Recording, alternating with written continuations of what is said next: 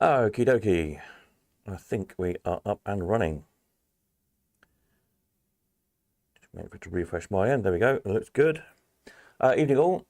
As per usual, give us a thumbs up under the video, wherever it is, that corner. If it's working okay, type something in the chat. If you're not usually here, if you're joining us for the first time or whatever, you need to be a subscriber to the channel to join with a live chat. So if you wonder why you can't join with the chat thing underneath, that'll be why you're not subscribed to the channel. So just click on where it says subscribe underneath and to join in. Marvellous. Right, let's see. Is there anybody there yet? Or are you all out on the lash? Somebody's put a thumbs up, so someone's there. Excellent. Let's see if there's anybody else there. Anybody on the chat? Type away. Rob, good evening, good evening. Anybody else? Peter, Stella, hello. Excellent. There's one or two there then. Marvellous. The rest of them are probably in the pub. But, past few years, people kind of drop in and drop out again and go and watch the telly, go and grab a drink, whatever. So no doubt people will come and go as we go through. Do say hello. Have a chat. Peter said, good evening from Romania, 2 hours ahead. Excellent. Peter C, good evening, good evening. Gary, hello. Marvellous. Right, so a few things to look at this evening. There's 8 or 9 people, I think, have sent in some pictures for us to look at. 1, 2, 3, 4, 5, 6, 7. Yeah, 8 lots of things people have sent in. That's good. I've dug out the top 10 things we sold this last year, i.e. the top 10 prices. So have a think, see if you can think back and see what any of them might be. That might be a laugh, and we'll do that a bit later. I've got some great adverts from 1967, flyers and things, or adverts, a couple of them in colour, including for the much loved Moonraker machine and the Mayfield electric dice, which I don't think any survived, which is such a shame. It's such an amazing machine. And a few other things, so they're quite interesting. Have a look at those. I've got so many things on my screen I'm juggling about. A few stats. Chat about next year. Anything else you want to chat about, really? Midnight, we'll have a look at the fireworks show in London. I think they're going to be woke drivel, probably, and drones and God knows what else. So it might not be very good, but anyway, tradition is that we'll have a look. We'll soon turn it off again. There we are. Right. Background picture at the moment is I've, over the past few days, I've been rummaging around the computer, found a few more images of things, added into the database, some lovely stuff. Really nice French all-winds. Very fabulous elephant grip tester. I'd like one of these, if anyone's got one. You squeeze his trunk against the kind of tree trunk handle thing at the front. And the little man sitting on the howdah on the back. I think he points to the dial or the dial turns or something, and that shows your strength. Isn't it fantastic? Need to own one of those, I think. Oh, while I remember, one of these, if anyone's got a potable, I've got a customer looking for one of these. They're not a member of Coldcon, so there's not a wanted advert up, but I've got a customer for one. A good customer as well. If anyone's got a Wonders potable they want to sell, do let me know. Where else do we add up? Some lovely French all-winds. These are really pretty things. Yeah, good stuff. Oops, my mouse is getting tangled up. Bear with me. Bit of wire around there like that. That's better.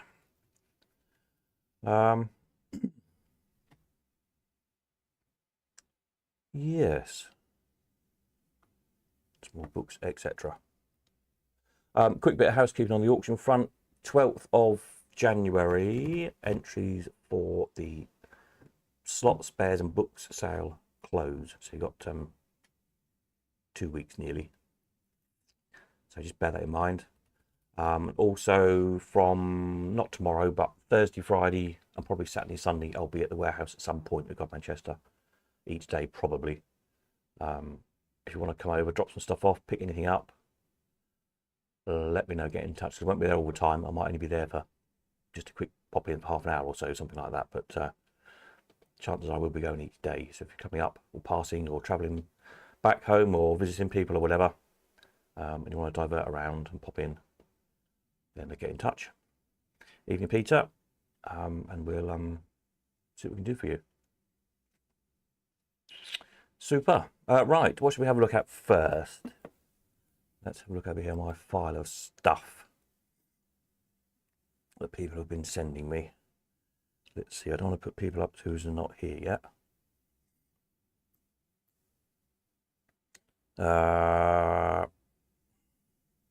Peter Barson, I sent is it a new little project? That's good. Now then, let's have a look. Pete Barson, here we are. So, this is the start of Peter's, ooh, hang on a minute.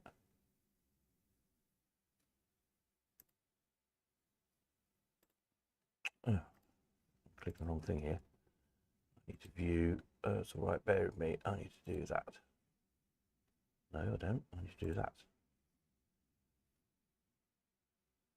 Doesn't seem to want to work my end, never mind.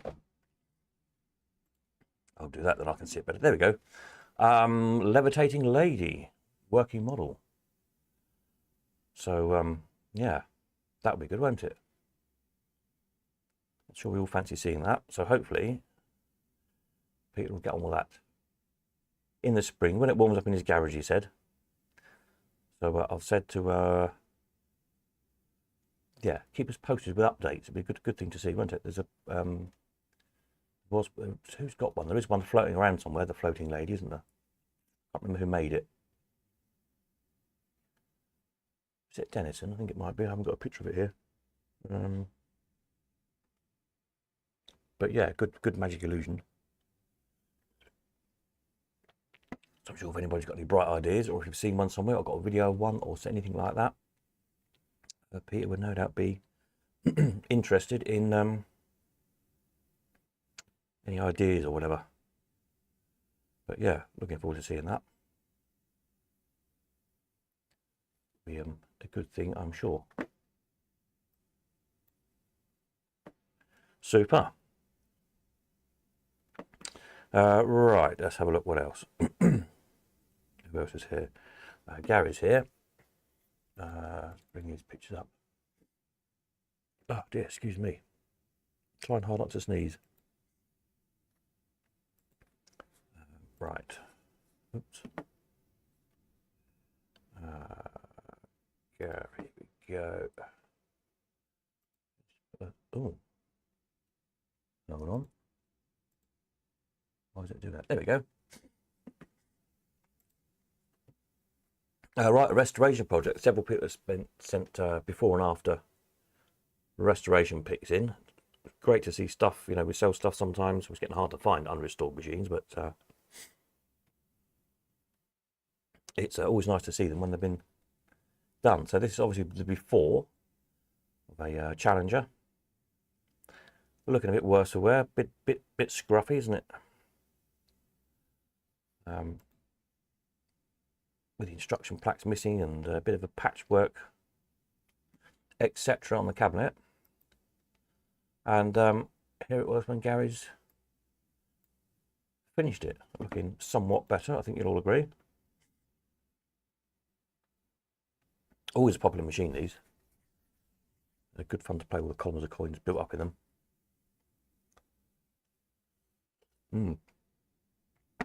So there we are. What do we think to that? It's not bad, is it? Nice. It's got its proper bottom door on it. They're often get broken, those bottom cash doors. Around the payout cup, there's not much of the casting. They're cast aluminium. I guess over the years people force them or try and force them open or whatever. And that's always a point where they tend to crack in the corners where the payout cup is. So it's nice to have that proper original door on there. So that's a good one. And then this looked a bit of a project and a half. It arrived in a box. Mills Castle front. All in bits in, well, several cardboard boxes by the look of it.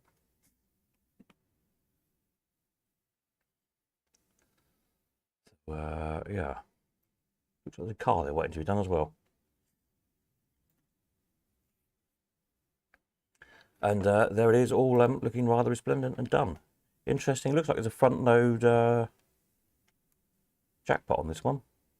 Little lock, a lock panel above the jackpot window.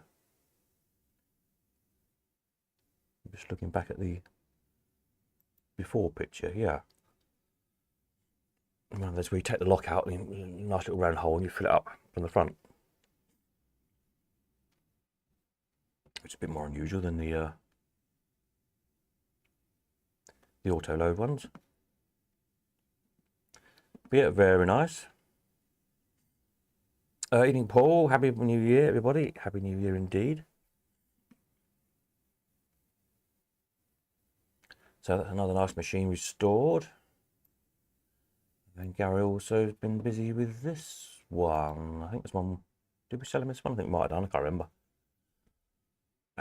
Extraordinary.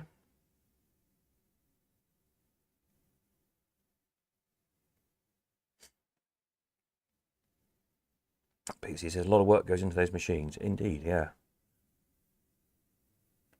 So extraordinary before, the kind of totalisator reel strips on and whatnot.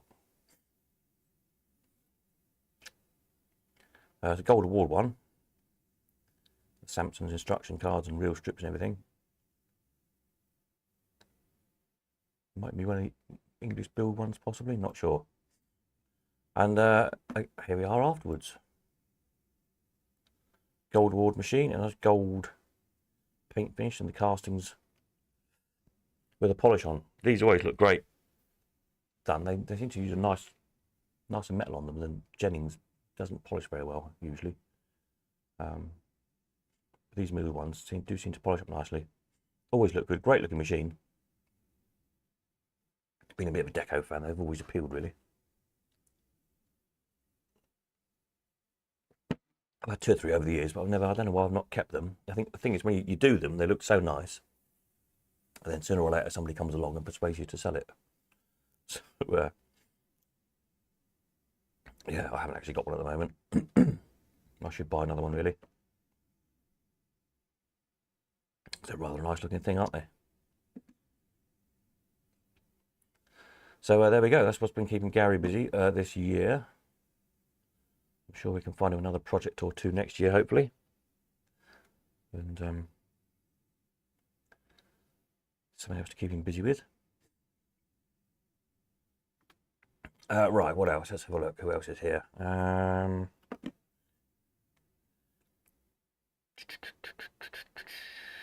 Who else have we got? Rob's here, isn't he? Robert Roland. So,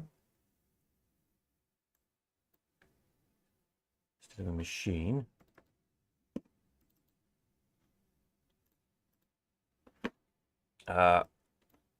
oops. There you go.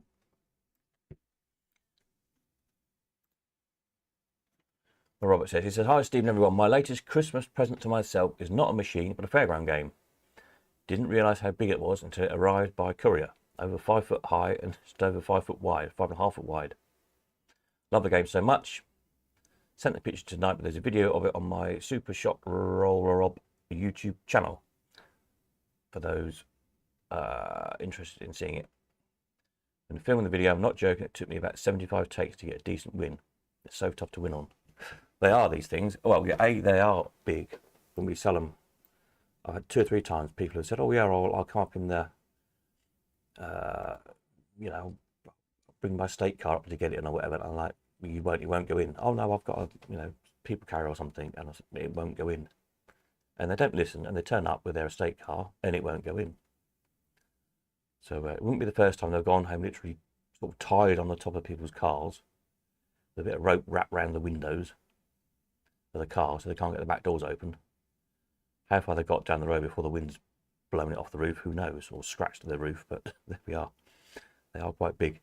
Of course, you used to have 10 of them usually, 8 or 10, or 12 if it was really big hoopla. hence they're the wedge shape in a big round stall. But yeah, they're really clever maths. If we find a makes them hard to win on, because it looks so easy, and you need to roll the ping pong ball sort of 2 or 3 foot or something. Well, that's going to be easy, isn't it? Let's find one with the numbers on. Let's pitch here. Yeah, so you see to get a decent win, 6. What is it? Sort of 6 down to 11-ish. Or oops, missed it then. Or 36 down to something or other. See, there's a pause on that one. Go back one. So you notice it's kind of the layout of the numbers in the math. So you get 6 balls, and all 6 balls have to count. So you notice the top winner scores are always sort of 1 to 7 and 29 to 36, I think it is. So you basically need to get either all 1s or all 6s to win, or maybe, you know, all 1s and a 2, or all 6s and a 5, which you'll notice are right in the middle of the playfield, 1s and 6s. And right on the outside, each edge is a 3. So again, when you look at it, instantly it looks well easy, because 1s and 6s, they're dead in the middle. So you just roll the ball down the middle. It's bound to go in. But of course, you need to get all 1s or all 6s for a start, ready to win, and they're next to each other. So the chances of getting, you know, you've got a really good aim, 6, 6, 6, 6, 6. One's bound to go just to the left and in a 1, or the other side in a 2, or vice versa. If you're going for the 1s, one's bound to go into the 6, or one's bound to go into the 5.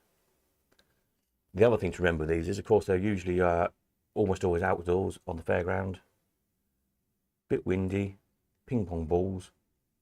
You're trying to roll them down the middle, and they need to catch the slightest draft, being a ping pong ball, and they blow either left or right. Hit the side of the playboard, roll down into the 3s. So very, very clever. And, you know, they've been going since pretty much turn of the century until the 70s, 80s. You still occasionally see them on the fair now. Yeah, going all that time. Such a good game. It looks so simple, and it's so hard. So there we go. So that's what Rob's been up to.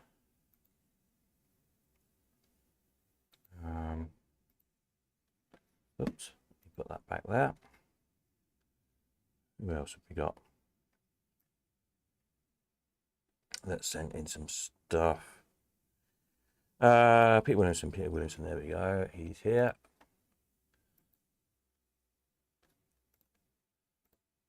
Oh, photos are going funny tonight. I don't know why. There we go. Yeah, so Peter's been busy with a couple of projects already. I think he's both going to Yarmouth, I think he said. I'm sure he'll correct us if we're wrong. A snap machine. Now, I think we worked out this used to be mine back in the day. Many years ago, I think we had it up at Botany Bay. Or Bygone Times, or one or the other. I can't remember which. But yeah, I don't think it went to Clive when he took over. And sort of done the rounds. Eventually ended up back with Peter. And it's just been busy refurbing it. Good machines. Always a good money taker. So it'll be quite entertaining to see that again. And also a Brenco heads and tails. Unusual machine.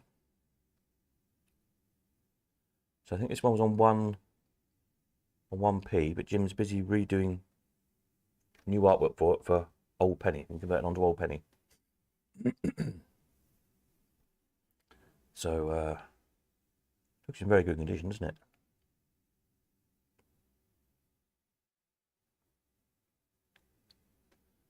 So yeah, pretty simple thing. Heads or tails. Heads you win, tails you lose.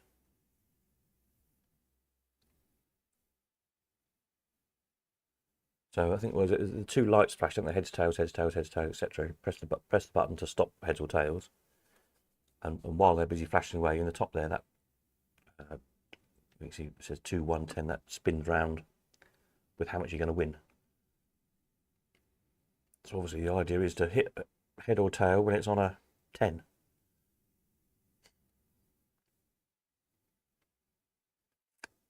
So yeah, don't see too many of those about.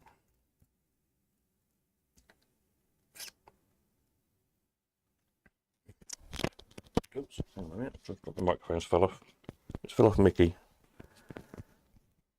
There we go, put him back on again. Pete says Snap's going to Wroxham and the Heads is going to Yarmouth. There you go. So when we go up to Wroxham on, what date are we going to Wroxham? Going to Wroxham on, dates are on the front of the Colcon website, aren't they? 23rd of March. There we go, 23rd of March. To the meet at the at Wroxham at Miniature World. We have to see Snap. We'll get more details up about that over the next few weeks. We'll iron a few things out, no doubt. Yeah, pencil it in if you haven't done already. 23rd of March, Sunday, isn't it? I think. Diary, 23rd of March, yes. And we'll have a jolly day there, no doubt. I've not been there myself yet, so if you want to make a win end of it, of course, you can stay up that way some way. Go to Yarmouth on Saturday, do the seaside tour, do the Yarmouth Arcade, or Penny Arcade, the various other ones, and come for jolly in Wroxham on the Sunday. Weekend of it, why not? And then July course, 6th of July is Paul Mitchell's. And then hopefully we'll do Woodbank again the end of summer. Speak to Robert about that, I'm sure it won't be a problem. And with the big new extension that's all sorted out now. See what new bits the bobs have got in there. Yeah, having a good old swap round. So there should be lots of different machines there again to see if we go up there again. And if anybody else got any ideas where we can go, or preferably want to organise something, or half organise something, I don't mind helping, whatever.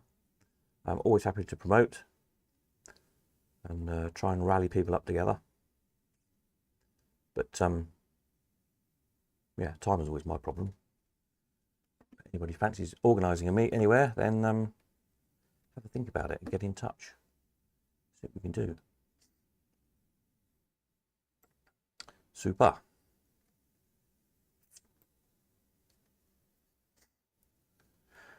Talking of March, yeah, the first slot machine auction will be March. It'll be the 30th of March, so the week after the meetup.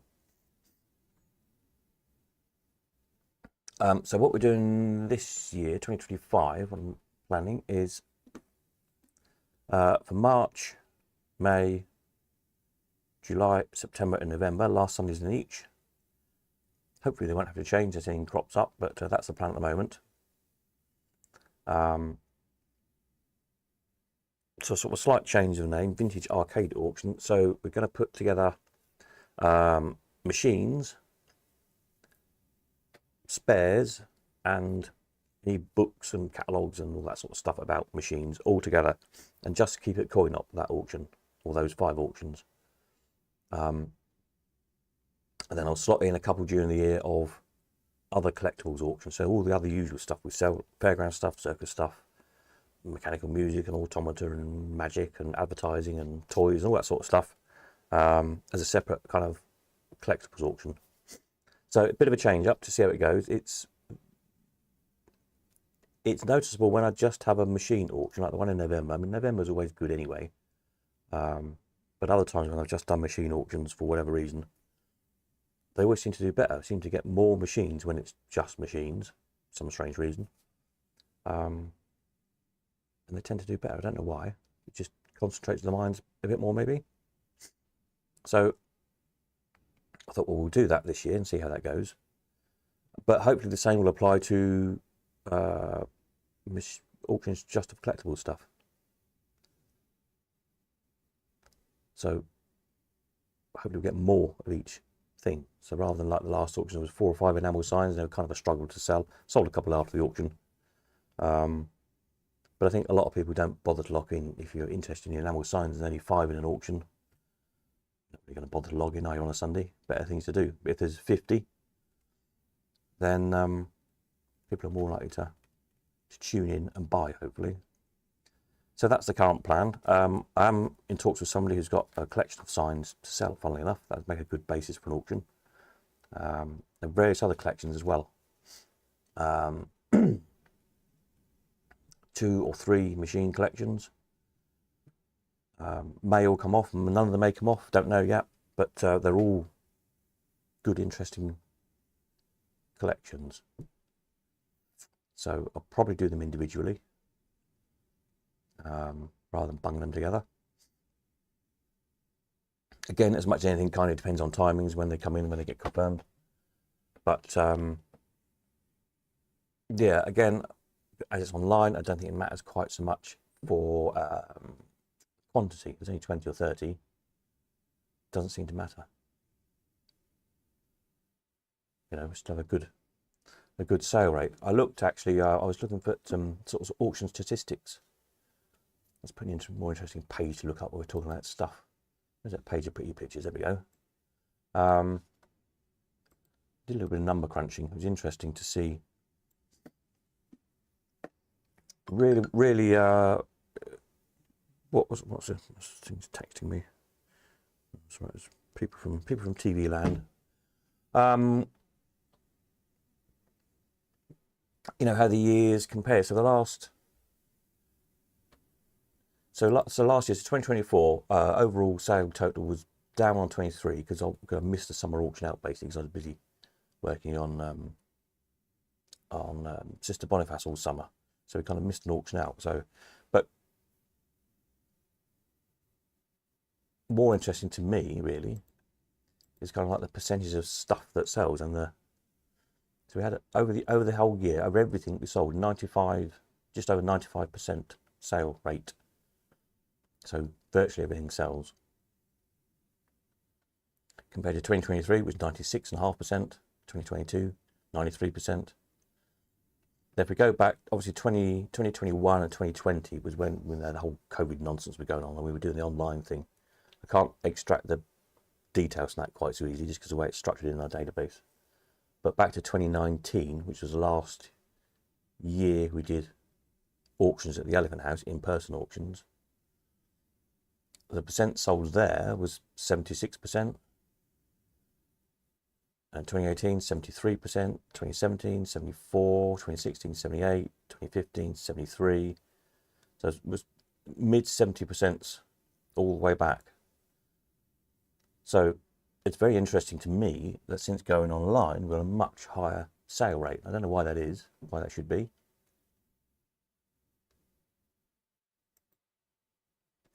Maybe it just is the worldwide audience, it means there's more people for everything. That would make sense, wouldn't it? Interested in your thoughts on that one. But I'm thinking, it's like I always say, there's always, you know, sometimes it's hard to sell every single item in an auction, because sometimes nobody wants a particular thing that month. And obviously, if nobody wants it, well, you can't sell it.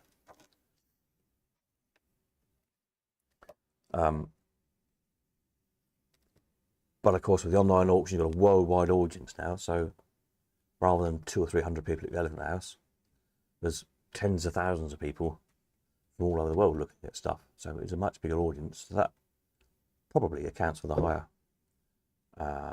sale percentage, I think. So yeah, interesting stuff. Hopefully it will carry on at that kind of level going forward. I'd love to sell 100%, but I'm not sure that ever happens really, other than when we do a totally unreserved auction, of course. But compared to a lot of the auction houses, that is extremely high. A lot of the big auction houses, the big half a dozen or so, some of the bigger sales, the fine art sales, if they'd sell 50%, they think they've done really well. And often actual art sales, i.e. paintings and, you know, old masters, and sometimes they're 10-20% sold. And again, they think they've done well. I mean, I suppose they have. If they're selling a few million quid at a time, 40% commission, buyer's premium and whatnot, then yeah, you only need to sell one painting, don't you? You've done all right. Because I kind of need to sell everything to make a living. But yeah, interesting and rather pleasing, I thought. So target for this year is to try and keep up that sort of 90, high 90s, 95% plus sale rate. And hopefully get a lot more stuff in, a lot more stuff through the door. Don't know this year, you know, what's going to happen, TV jobs and one thing or another. There's nothing in the book at the moment, other than a little thing in a few weeks' time. But we'll see. I might not, yeah, I don't really fancy doing another sort of 5-month stint at something, but I don't know. See what happens. But yeah, I just thought that's quite interesting to look at. And see how things go forward with that. Right, what else should we look at? I think. Let me look at my folder of pictures. Oops. Here we go.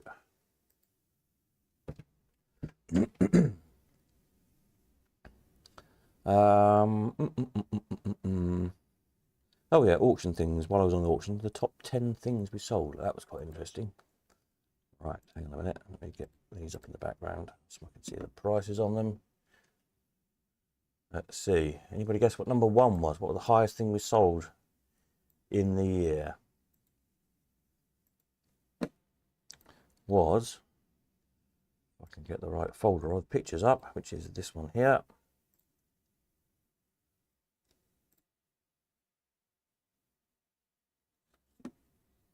There's a rather lovely MEH. So that was, my tea's got a coin, put it over there. Break another drink out. How about a cider? As is Christmas, as it were.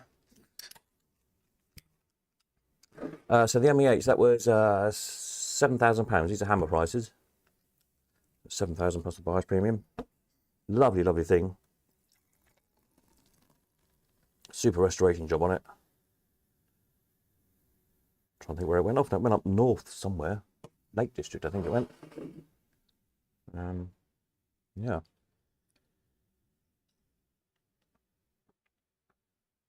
So that was number 1. That was the highest thing of the year. Number 2, any guesses, anybody? Let's see if you can get, if anybody can guess any of the top 9 that are left. So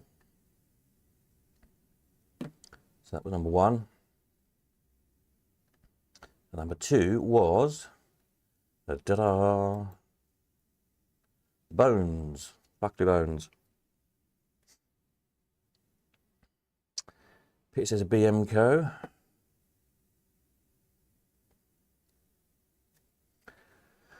So the Buckley Bones, that made 6,700. Back in, I can't remember, I should have put the dates on these, I can't remember the dates offhand. Earlier in the year, wasn't it?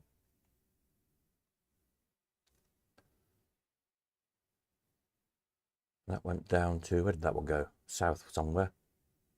London way somewhere, I think, if I remember rightly. X-Mail Gatling collection, that one. Number 3 was,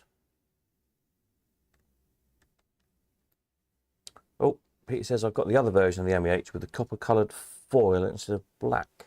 Oh, right, yeah. A nice looking thing, aren't they? Sound great as well.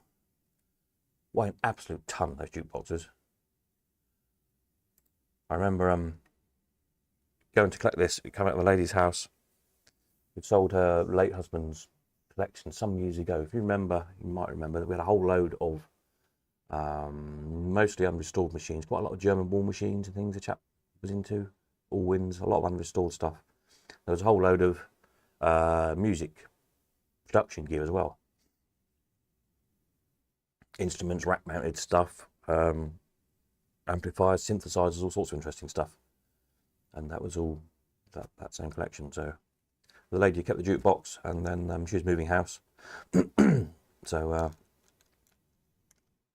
needed to go, but it's so heavy we had to go out the back door over one of those UPVC doors. It has quite a high step to get out of, and it just went through. It was quite a narrow door, and trying to get it over this step, but there's kind of not really anything to grab hold of. I couldn't tip it back on the trolley, had to go sideways, and at the side at the end there's sort of nothing to grab hold of. So go up a high lip, and the other side with that was down about 18 inches onto a patio. It was quite a steep drop, like a one brick step. Was really awkward. Then across a bit of a bumpy patio, then back round and into another similar, very narrow little door into the back of a garage, up and down a step, and all the way through like at least a double length garage, out the front to get to the van. And just as soon as when you finally managed to get it out of the house, me and a mate of mine I took with me to move it, it started raining, would you believe? So that was a fun move. Never mind, it was worth it, lovely thing, made a good price. So I don't really want to try and get another one out of the house though. So if you've got an AMI H you want to sell, if you could bring it to me rather than me coming to get it, that would be appreciated. Yeah, anyway, yes, the Buckley Bones, that was 6,700. It says try moving Seeberg V200, heaviest of the lot. Oh God, yeah. Yeah, they are beasts, aren't they? But of course all that weight and bulk that gives them the great sound, isn't it? It's just such a lump of a thing. So number 3 then was another jukebox, the Wurlitzer. The 1015 made 6,100. If you remember that one, really lovely original machine, that one. And it got had like a Bluetooth thing added to it, in a very non-destructive way. So you can either have it playing 78, or you can hook it up to your phone or your TV or the radio, whatever you want, and you know, kind of enjoy that deep jukeboxy sound from your phone. Play tunes. So you got all the benefits. That nice jukebox sound without having to be stuck with 2478s. Was it 24 in those? I think something like that. So yeah, nice thing. And that lives only a few miles from the warehouse at Godmanchester, funnily enough, when it's sold locally.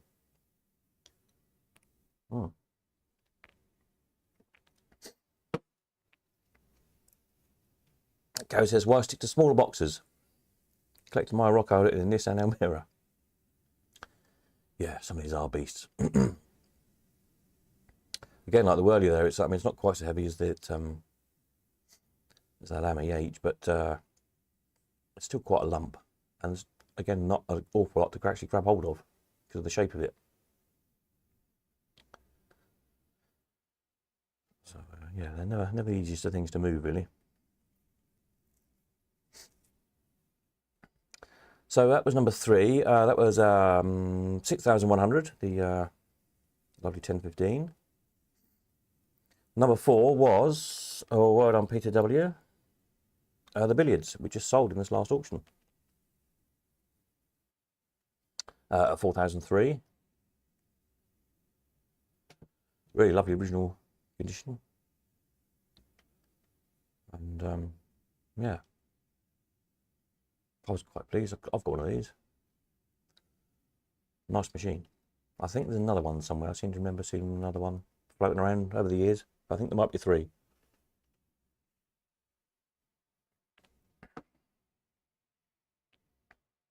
Anybody have a guess at number 5? I'll give you a clue. It's another sporting related machine. It says it got the AMI H into a Peugeot 406 estate to bring it home from Birmingham. Surprised you weren't doing a wheelie all the way home.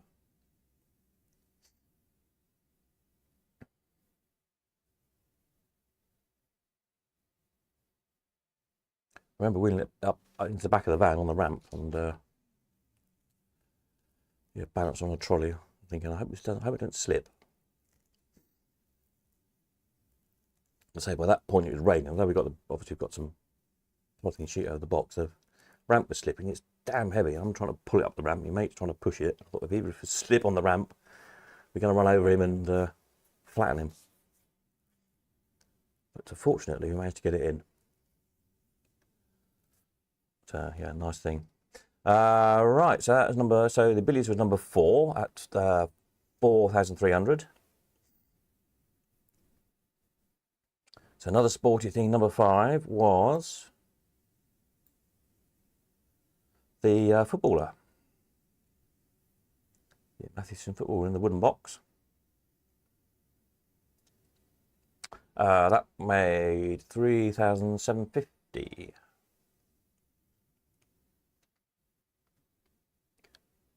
Ooh.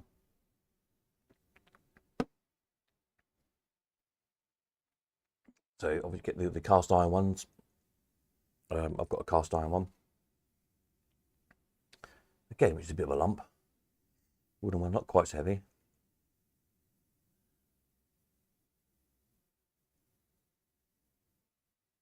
There seems to be some speculation whether any were made originally in oak boxes or whether they were later versions, because the original was kind of turn of the century-ish. The wooden cases always looks kind of 30 style, so I suspect they were recased in the 30s, I would think. Probably. Don't know.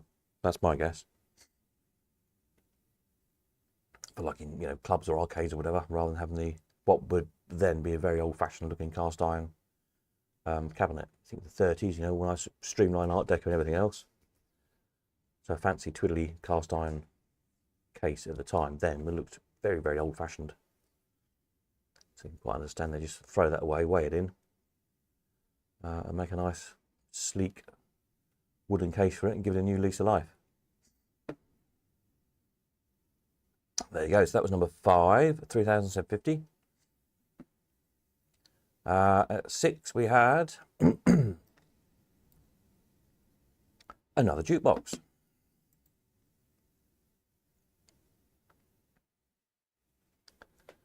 The music maker. Bizarre looking thing, really. Great action, like the whole drum rotates. So yeah. That another one is not gone a million miles away. Down toward London. Relatively local. It's played every day, as you should always do, of course, with jukeboxes. Keep them running nicely. Peter Williamson, do you remember how heavy my Pelham puppets were? Yes. Reload them with trolley. Very heavy. Yes, they are heavy, aren't they? Again, it doesn't look like it ought to be that heavy, really, a Pelham puppets. It's not a huge machine. I tried to think how much one of those really big ones, whether like the really big one with about 20 puppets in, it must weigh an absolute ton. But yeah, I was quite surprised when I picked it up from Thomas's. They were sort of heavier than it looked like it ought to be. A great thing. So that was the music maker. That was 3,250.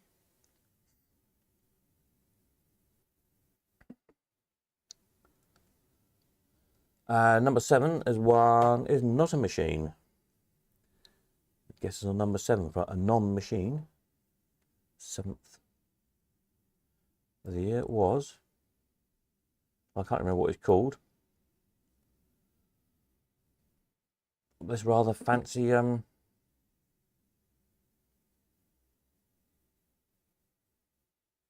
motor. scooter thingy. I'm trying to think of the name of it. I can't remember it offhand.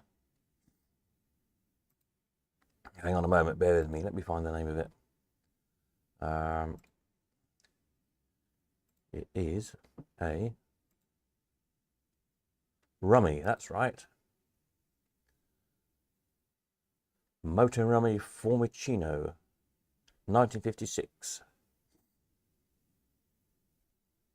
Yeah, come from a famous collection. Da da da da. Yeah, great thing.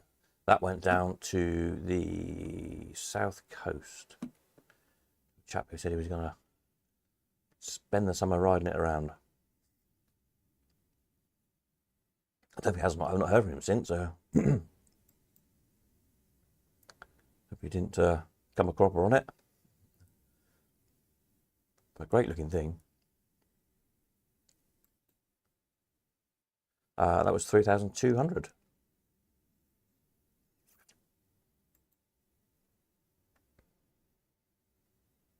Non-slotty. Number 7, that was in. The number 8, another very heavy thing. Does seem the heavy things make a lot of money. Maybe they need to. Can you break my back moving them? So number 8 was the stand from Matheson cricket machine. This made 3,100 and it was shipped to America. And I remember saying to the chap, "Oh, great! I assume you've got the top to put it under. You know, nice to get it matched up and get a on a proper base." And he said, "No, he hasn't." So he's got the bottom. He now needs the top. So if anyone's got a top half of a cricket machine you want to sell, I've got a waiting customer. The top's great. It looks like a cricket pavilion, doesn't it? I'll find a picture of it. Well, actually, I'll put a picture up in a minute, because if I do, it will disrupt the order of these pictures. I'll just bring it up in the background. What am I looking for?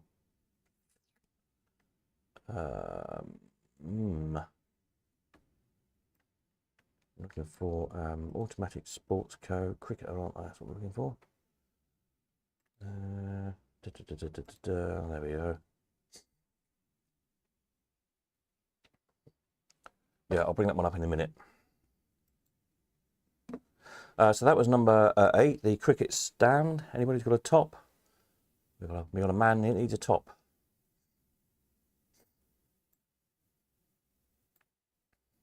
Number 9 then was this super little Symphonian coin op. Second time we sold this. 2,700 this one made. Super little thing, sounds beautiful. Yeah, very, very rare. And actually went to a guy, I was chatting to him, see if he's a music box collector. It's actually a money box collector. So yeah,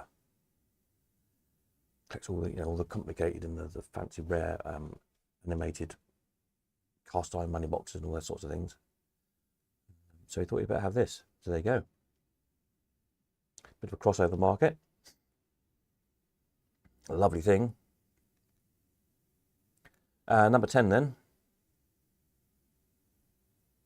Talking of polyphons, I was looking at. I think I've got 3 or 4. I should put some in my auction. A couple maybe. Maybe I've got 1, 2.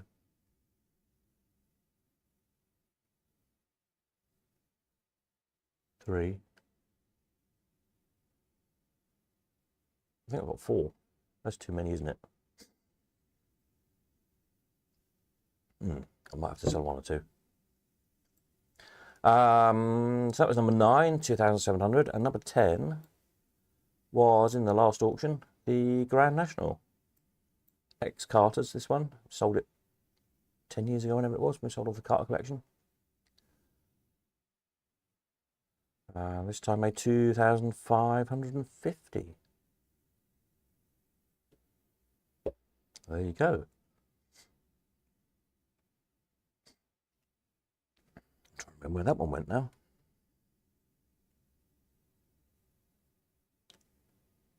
I can't remember. A long way away. Did that go down right down the West Country, I think? Oh. I seem to remember them travelling a long way to come and collect that. There you go. So that was the top 10 things we sold this year. So 7,000 down to 2,550. It'll be interesting to see what we do this coming year. See what nice goodies we can find. I should have topped the whole lot, really, shouldn't I? It's a matter of interest. What was I going to show you? Oh yeah, the cricket match. The cricket match. Bear with me. Cricket match. Yeah, one of these. So yeah, there's the bottom with the cricket balls, etc. The top half is like a cricket bowling. Lovely machine. I quite like one myself, really. The whole thing. But, I've got a picture of the football. I've got the footballer. Yeah, there's a football. Put a picture up. How's that? That's the football.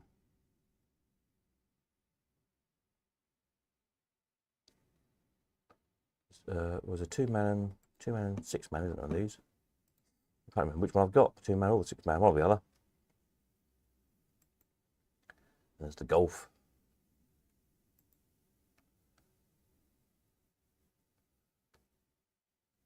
Kind of one in the set. You can imagine how, say, how old-fashioned these were in the 30s. Very twiddly, very kind of Victorian. Hence, I think the recases. There we are.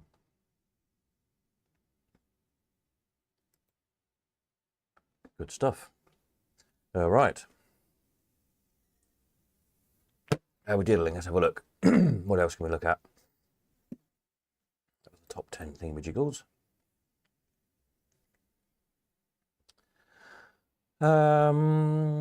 Where do we get to on people's stuff? Who have we got? Peter C. Peter Cousins. Let's have a look. I've got some stuff here from him somewhere. We open the file. Another restoration project. Let me get the right folder up. Peter C. Here we go.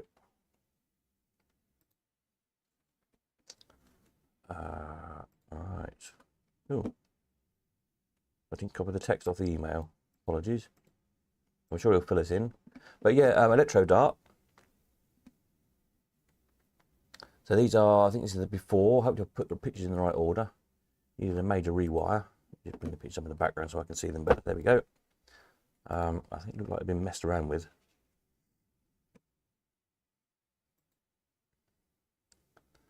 Bit of a spaghetti junction of a wire and stuff in there going on.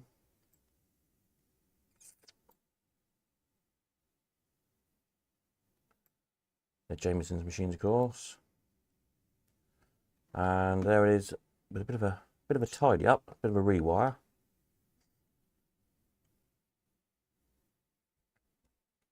Looks like a couple of new relays in there, a new transformer and rectifier in the bottom corner, I think.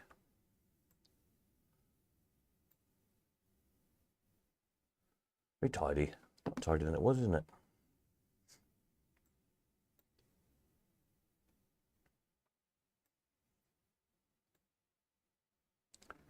And there we go, ta-da. I did send a little video clip, but for some reason the video clips didn't. I'll have to have another go at them. I'll try them for Sunday, so I can get them to work properly. Downloaded off my phone, then they wouldn't work when I uploaded them again. I don't know why. They should do. They usually do. Just, I don't know. This afternoon they didn't want to work. So hopefully I'll try again and see if I can get them working for Sunday. But yeah.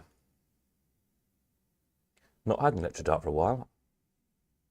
I've got, I was having a look through some of the junk I've got to my cell. What's the horse one?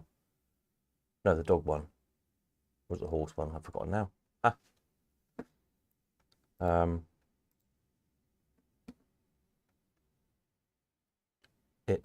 got Derby. horse one, isn't it? Yeah, Derby Day. Got two of them actually. One that's got no wiring in it for some strange reason. They're both really good cabinets and perfect glasses on them. So that might be a project for Peter to buy. There we go.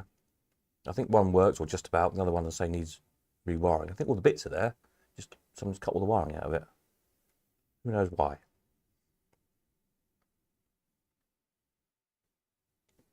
But, a good popular machine, really. So that's a project. We bought a viewer. Les Girls, no less. Early stereo viewer. I'm not sure the maker of that one. Offhand. Anyone know what maker that one is? Let's have a look on the viewers, see if I've got one same. Viewers. Stereo viewer, probably. Have we sold one of those? Viewers. Drop card viewer. Forward scope. No. Don't know what make that one is offhand. I've got a nice very early viewer coming for the March auction. Caloscope, turn of the century. With cards and whatnot. So if you want a nice early viewer, there's that. There's also cast iron clamshell come in. It's good stuff for the March auction already. I'll get some pictures organised for Sunday for that one. I'll go try and get them sorted for tonight, but it's literally all packed in the van. I haven't had time to unload it. Well, I haven't had time to make some space to unload it, I should say, to be correct. Yeah, nice crane as well. Lovely pinball. Two, three nice early machines. Yeah, some good stuff. It's going to be a good auction come March.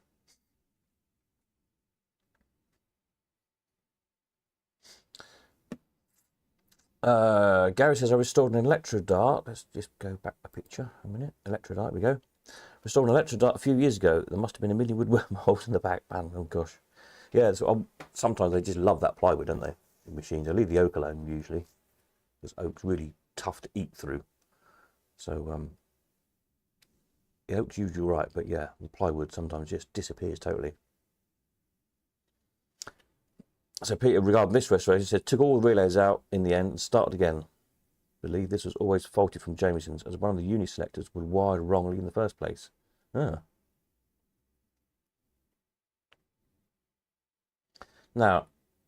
you're not the first person to have said that. I remember somebody else saying that about one of those type of machines. They couldn't get it to work. I think somebody else sorted it out and come up with the same. I think they took it to a pinball guy and come up with the same conclusion that it was never right to start with. Odd, isn't it? Gary says the lights behind the lower darts were never fitted on mine, so I retrofitted some. Oh, interesting. I wonder where that was. Mr. Treestalk says Happy New Year. Evening. I thought you were busy blowing things up. Or is it too windy? Or are you about to blow things up?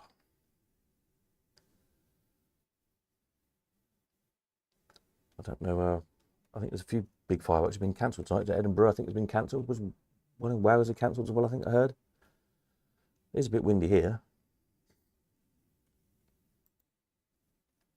The stereoscope, Peter says, don't know much about it. Could actually be from 1895. Pics would get your stream taken down. Excellent.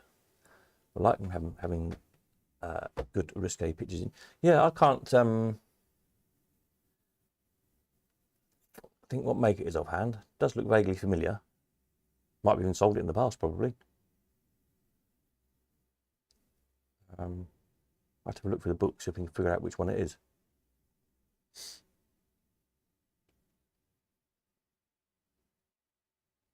So, yeah. So, that's stereoscope.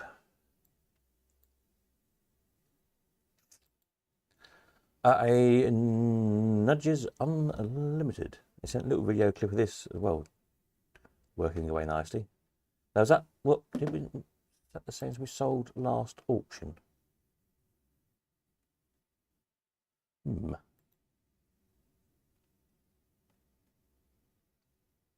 I think it was, wasn't it?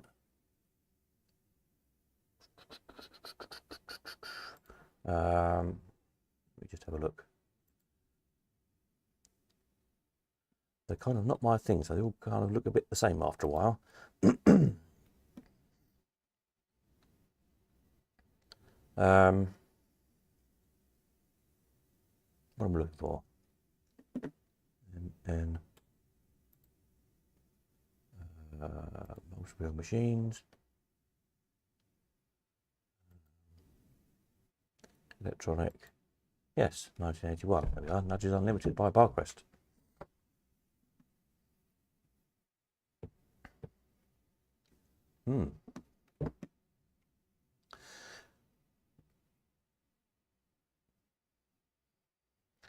So the dark cabinet looked unused. Unusual start button and illuminated window. Oh, I hadn't noticed that.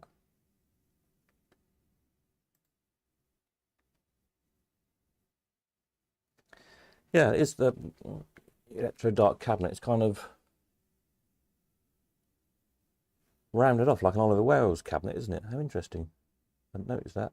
Usually electro dark cabinet has the top and the bottom overhang the sides, and they're kind of quite a sharp angled slope on the timber, on the wood, on the moulding of it, rather than that being very rounded like the Oliver Wales cabinet. Interesting.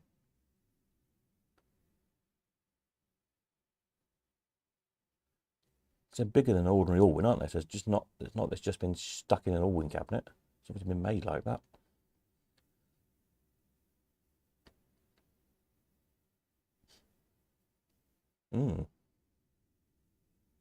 How interesting.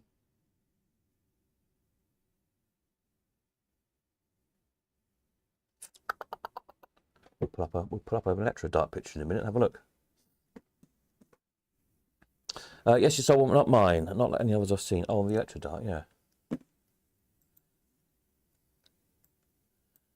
Yeah. The Nudges Unlimited. There seems to be much in demand at the moment, this kind of era of stuff. They're beyond my understanding, really. But I do get asked for them. And it was not that many years ago. We used to throw them away because no one would buy them. And there you go. Few machines with a penny arcade. And we've sold this side and he's added some lights around it. It looks rather good, doesn't it? Paul Angel painted this many years ago. Of course, Paul's no longer with us. Been dead, gosh, many years, hasn't he? 20 years or something. But does look quite good with some nice coloured lights around it, I have to say. A good addition.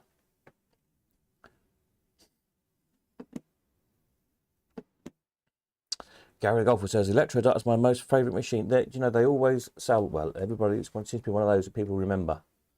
I think it's the clickety clicking as the thing spins round. Clickety clickety click click. And they always seem to just miss when you press the button. Very clever game. We had what did they operate? It wasn't Electro Dart. It was Auto Fruit. I think one of those type of machines. It did do well. Yeah. I'm just going to look up the there's a Nudges we sold. Jameson, look up the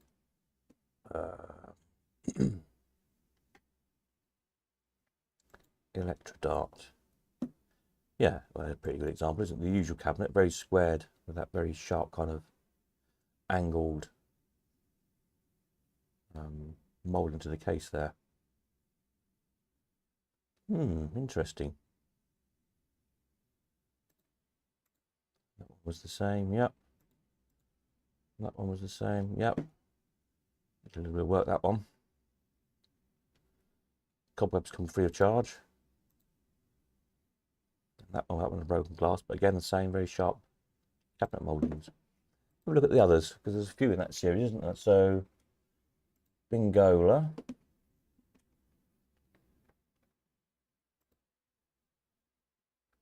Again, very square oak cabinet. That one and that one. And that one. And that one. That one. And that one. Okay, so they're all in the kind of the squared cabinet, as I'll call them. What else we got? Electro. Oh, I've got Electro Dark down twice. Don't know. That's strange. No, I don't know. Need to adjust that. Greyhound Stadium. Again, that square case moulding. Yep. Yep. Yep. All four of those were sold again. Okay, I think you got a rare machine here. New match. Oh, the Rotor Fruit. Yeah, I think that's what we used to operate, Rotor Fruit. Yep. See that square moulding on the top of the cabinet. And that one. And that one.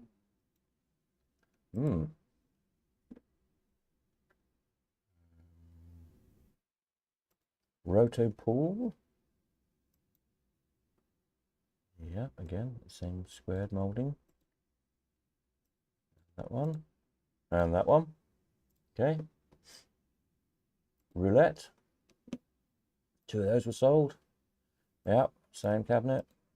And again, yep.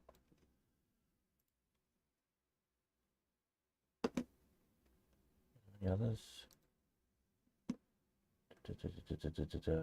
3 bells.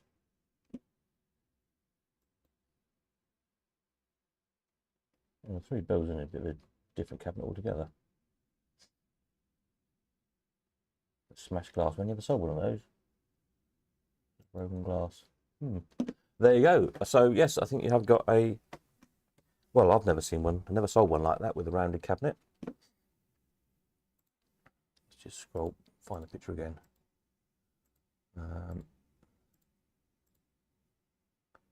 There we go. Intriguing. If anyone else has got one or seen one ever, let us know.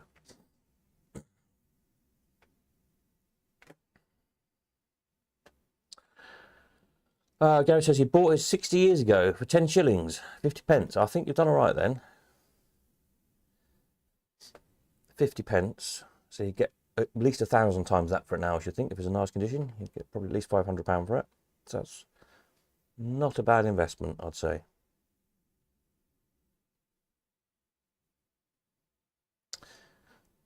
It says the winds are programmed into those Jameson machines. Cabinet not like any of Chris's in bread either. No.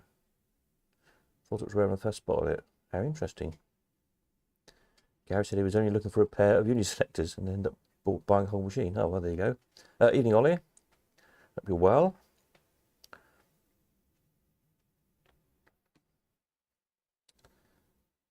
Yeah, we all tend to do that. And you're looking for something, you end up buying something else. That's why I've ended up with shedfuls of stuff that I've got to sell. Because you suddenly look around and realise you've got way too much stuff. Anyway, yeah, as I say, the little video clips Peter sent these, I'll try again to get them to work and have a look at them on Sunday. So apologies. There's somebody else sent a video clip and that didn't seem to want to work either. So whether it's my phone's done something silly, I don't know. I need a new phone. Ollie says very well. Excellent. That's good. Right. Where did we get to? We're looking at things. There's a viewer. Yep. Machines. Yep. The Penny Arcade side with some nice bandits. There you go. So yeah. Well, now Peter now has to do these machines. Hopefully I can sell him when I do have my auction, the 2 Derby Day machines. When I've got them on the page there, Derby Day. Oh, that's weird. Don't seem to have sold any of those. And I've got 2 of them. Oh well. There we are. I can't show you a picture of them, but it's like the red one with the racing on. Red glass. And then you can get them both up and running. Excellent.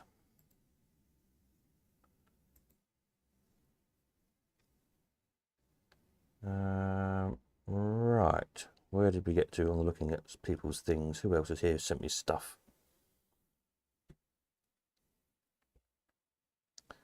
That's just his Peter Natras. Yeah, he's in Romania and 2 hours ahead. Where he wants to go to bed then. Let's find Peter N stuff. Some more restoration projects. Right, hang on a moment. Let me fire this up. Peter N. Here we go. So a clown catcher come from one of our auctions.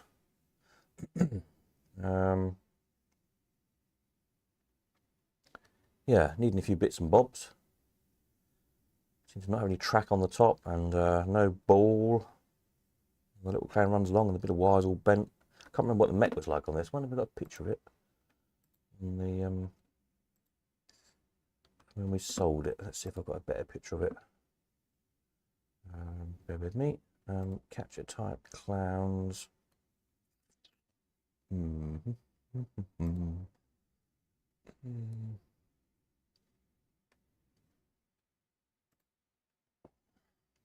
not really. Okay, well, never mind. As you can see, it was a bit of a project. Needed a few bits and bobs. But quite a nice original straight case. The fittings on it, everything. Cabinet was pretty decent actually, wasn't it, looking at it?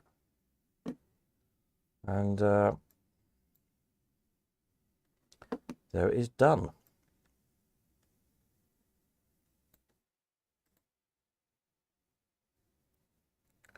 Peter C says he's got to wait, got a big project on the go at the moment. Ooh, sounds exciting. We'll look forward to some pictures for that. Yeah, so the clown, it's Peter Natras, this one. So there you go. Obviously made the track bits at the top of the playfield. Oh, excuse me, I'm trying very hard not to sneeze.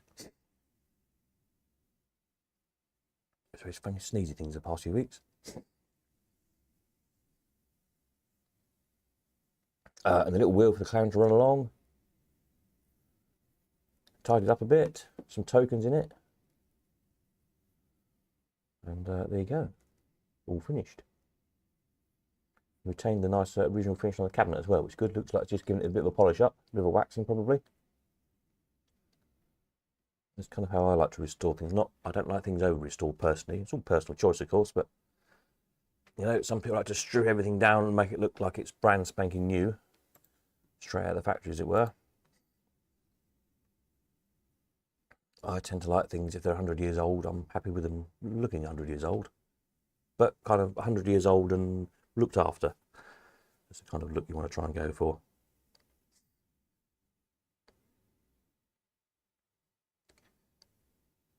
But yeah, so that came out rather nice. And then it's also done, another one that comes from us, another extraordinary.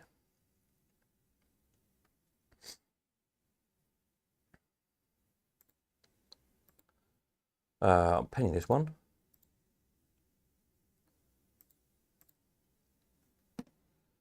Totalizator reels in it. Probably another Samsung supply one, probably. So this one, quite a transformation. Ta-da! Again, looking nice with that kind of the paint and polish finish on them. It always look great. Like I was saying earlier, with whoever it was who did the other one, it's the second one we've had tonight, been restored. The aluminium on those, the casting does always polish quite nicely on them. It looks really good with the paint and the shine, I think. So yeah, done a nice job of that one. It's got a two-tone blue, like a light blue and a. The colours are a bit strange on the photograph. And then the polished. Looks like I need a wall plate for it. Spares auction, maybe there'll be one. I'm sure we'll come across one before long. Just to finish it off. Nice it's on penny as well. But yeah, good looking machine, aren't they? Love them. So that one looks rather nice. So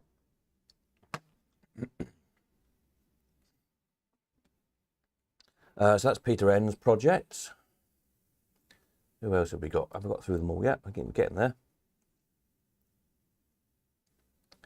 Let me see. Top down, yeah, Peter Barson, yeah, Peter C. Gary. Did we do Gary's? Yes. Oh, that was the other extraordinary, wasn't it? Extraordinary. Paul Mitchell. I see what Paul's been up to. Oh dear, excuse me. I might have to go and have a good sneeze in a minute. Right, Paul. Oops. What have I done with the text? The text has disappeared. I don't know what I've done with that. Oh, it says a nice bit of polishing on the extraordinary. Yeah, do quite nice those. Let me see, because I think I've got this on my phone somewhere and Paul texts it to me. Hang on a moment. Oh, Peter sent me another one, Peter Williamson. The Mummy's Tomb. I'll have to show that on Sunday. I'll try and remember. Excellent. Another working model. What am I looking for? Paul. Right, hang on a moment. Here we go. The Lucky 10. Yeah, so Lucky 10 pusher. This is the Mark II, apparently. So it's got 4 pusher shelves on it instead of 2 on the early ones. And it also came out as Pulsar, different name. I wonder which was first. So there we are, another pusher. I'm sure squeeze it in the games room there somewhere. Oh yeah, four shelves on the pusher. Yeah.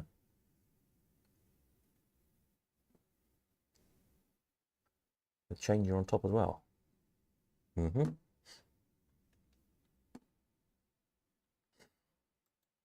And a change machine. Funny enough, there was some adverts in a minute, and all these adverts from 1967 trade magazine thing. There's some change machines in there. It says the change machine was one of Michael Jordan's. And was on half-p coins on Margate Pier when the arcade ran on half-p's in the early 70s.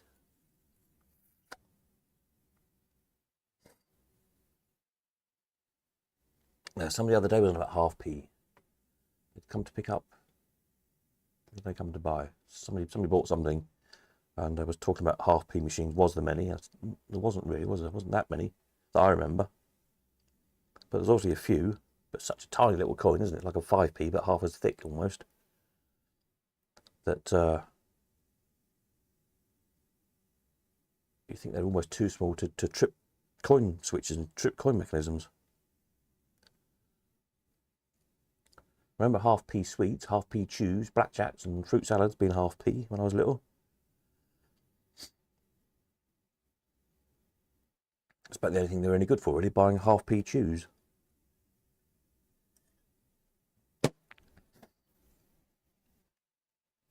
Paul says he's going to have a job to fit it in. Or the pusher. It does look quite big. You just have to put another building up.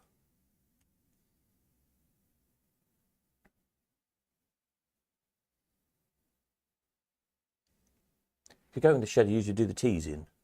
How about that? Make it an arcade extension. Mr. Tree Frog says it had a high top on 0.5p. Oh, right. Don't think I've ever seen one on 0.5p. Mechanical Bandit. Bally's. I've had Bally's in the past on 0.5p.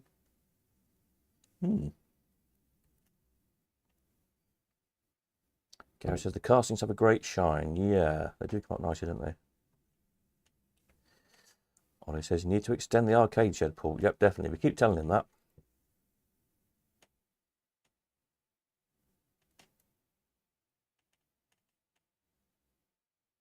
I'm sure if you just bring the wall forward like 12 foot, no one would notice, would they?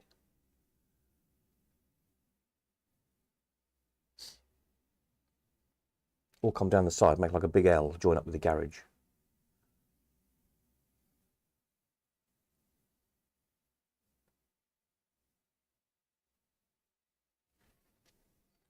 Yeah, that'd be a good idea.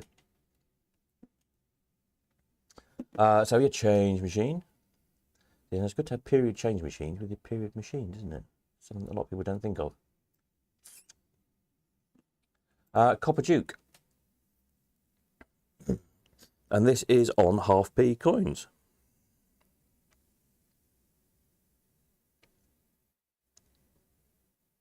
So there you go. I'm sure I had a bag full of 0.5p somewhere. So see if I can find them.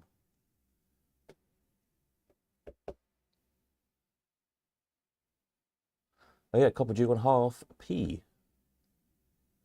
So I'm guessing you're going to convert the... It looks like that change is not on 0.5p anymore. On 1p. You're going to put that back on 0.5p's to make a 0.5p change machine for the Copper Duke.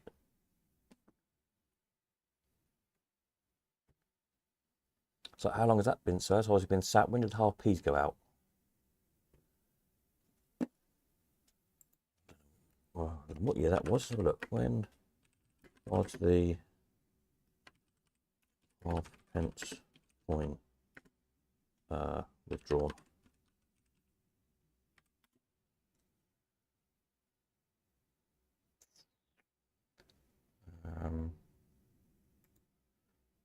Half p coin.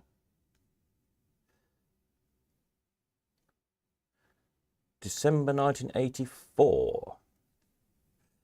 Wow, so exactly 40 years ago 0.5p went out, so clearly that Copper Duke didn't get converted onto a more modern coin.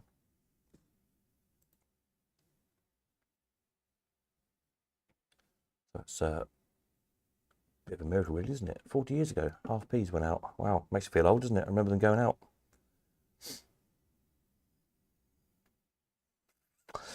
Paul says if you'd seen it empty when it was built, you didn't think you'd fill it. Yeah.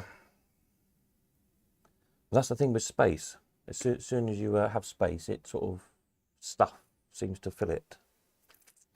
Ollie says 4 years before he was born. Well, that's just made us all feel really old. Thank you very much. Dear me, you youngsters. It's easy as you can fill an aircraft hangar. Yeah, it'd be nice, wouldn't it? Proper big arcade.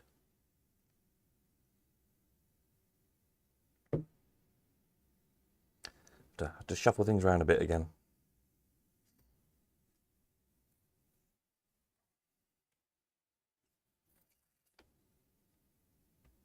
Yeah, so there we are. Right, what else did Paul send? I found a picture he'd sent me before, and I hadn't, I don't know, I obviously meant to show this and hadn't. So I don't know where it is, so Paul will tell us. But it has got on it, on the left, which I'm partly obscuring, Moonraker. A Moonraker Mark II. I can now tell the difference. That's a Moonraker Mark II. And in the middle there, Carousel Pusher. I remember those. I wonder if any of those have survived. Anybody know if there's a Carousel Pusher anywhere? Crompton's Carousel with the fairground ride in the middle of it. With the big dome. I'd love to see one of those again. I do remember those. Obviously appealed to me anyway as a kid because of the fairground connection to it. So then behind the carousel we've got a double fall by the look of it. picture a bit bigger. My screen here so I can see better. You can probably see better than I can at the moment. Behind the carousel is I think that's a Tinky. You see the KY underneath the, poking out from underneath. If you look carefully, if you're on a big screen, if you're watching this on your telly at home, you can probably see better than I can. So go from the carousel top flash on the pusher and direct under the C, underneath the top flash, you can just see KY. So I think that's a Tinky behind the carousel. And then behind that is a double falls. And then behind that is a Whittaker's Roulette. I don't know what's that behind that. Again, there's a boy with a purple t-shirt on standing against. I don't know what that machine is. Can't work it out. Paul will know. Then the other side of the Moonraker is a shooter of some sort. See the gun sticking out. Then on the right, what have we got on the right? That looks like a... Is that a Wheelerman, I think? Then another gun game of some sort. Don't know, good picture, isn't it? Spot the machines. Does anybody know whether there's a carousel pusher? Wonder if any survive. You'd think one would, really, because it's quite a good looking thing. You thought someone would have kept one going. And carousel is quite a popular name for amusement arcade. You get quite a lot of carousel amusements. So you would think maybe somewhere one of the carousel arcades has clung on to a carousel pusher.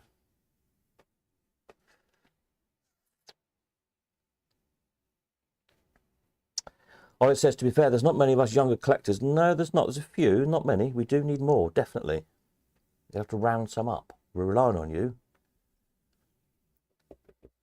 As we're all getting old and selling stuff off, as I say, I'm talking to 3 collectors at the moment, looking to sell up, possibly. Need you youngsters to come and buy it all. Paul says that's Butlins at Filey. Oh, there you go, Butlins Arcade at Filey. What year is the photo? Lovely machines. Yeah, what year is that? I don't know. Well, the Moonrakers are 66, 7, aren't they? Carousel, what year is that? That's got to be late 60s, I think, isn't it? Early 70s. What's the newest thing on there, I wonder?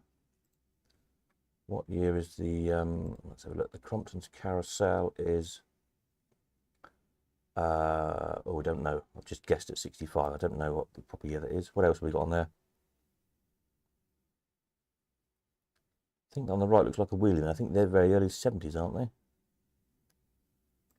Any more clues to work the year out?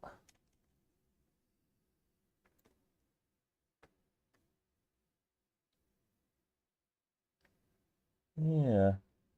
Close, I'm guessing early 70s.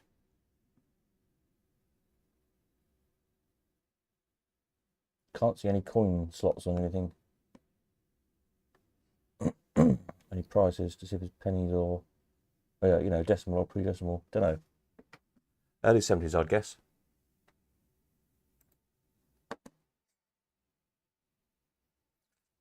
Paul reckons late 60s.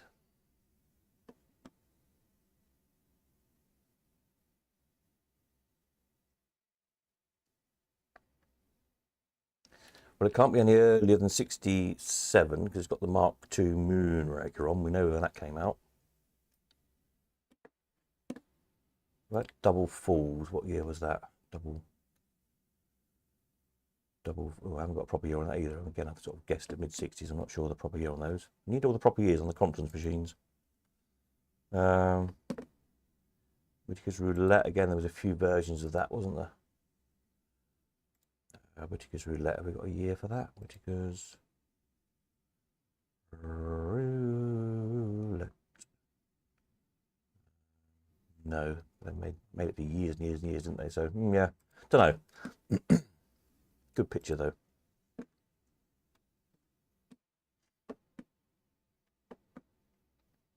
Peter C said he was there around 74, but can't remember seeing that arcade. Okay.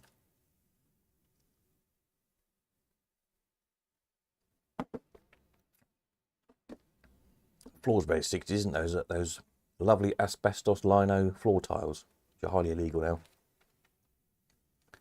in yellow and grey very 60s.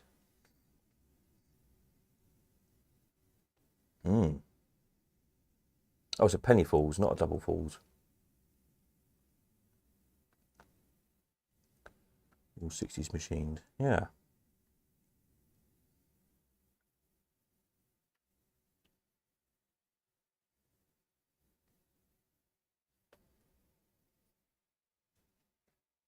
So we're going late 60s, early 70s. I'm just looking at the clothes. Not quite into flare jeans yet.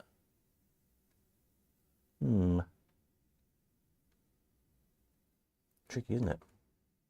Okay. And where else did Paul send me? Another picture here. Oh yeah, he sent the clip from this as well. So this is a screen grab from, is it on the buses, I think? Hang on a minute, let me look at my note. What did you say it was from? Holiday on the Buses, yeah. So there's a little clip of the arcade. Holiday on the Buses, that was filmed in North Wales, wasn't it? Up sort of around Rhyl. So that camp was at the Butlins or the Pontins camp up there, isn't it? Whichever one it was. So that must be that arcade. I'll have to look at that. I'll try and see if I can find the actual film online and get a better grab. Get a little video clip. I don't think it's only a few seconds long, I think, but you can see a couple of other machines as the camera pans round. But yeah, matcha fruit. Another rare Brenco. All rare now. So let's see if we can get a better one of that. That'd be good.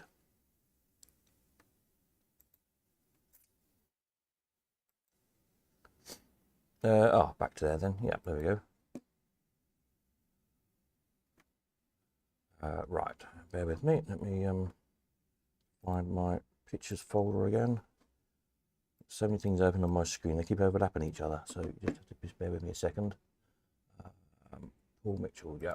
Back up again. Right, what else have we got?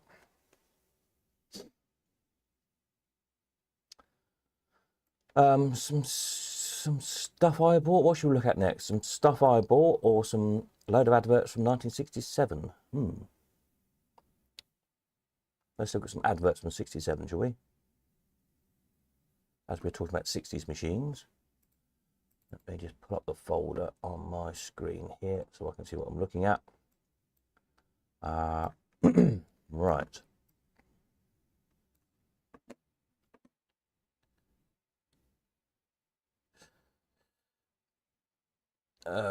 Paul says it's on tomorrow morning on ITVX. Oh, right. Excellent. I'll see if I can get it on the computer. I can get a good screen grab then if I can. Gary says, used to think of myself as a younger collector, but all of a sudden I'm 53. Yes, I know the feeling. So am I, funnily enough. So, yeah. I was, for a long time, I was the youngest. I started off at, how was I when I bought my first machine? 13 or 14, I think.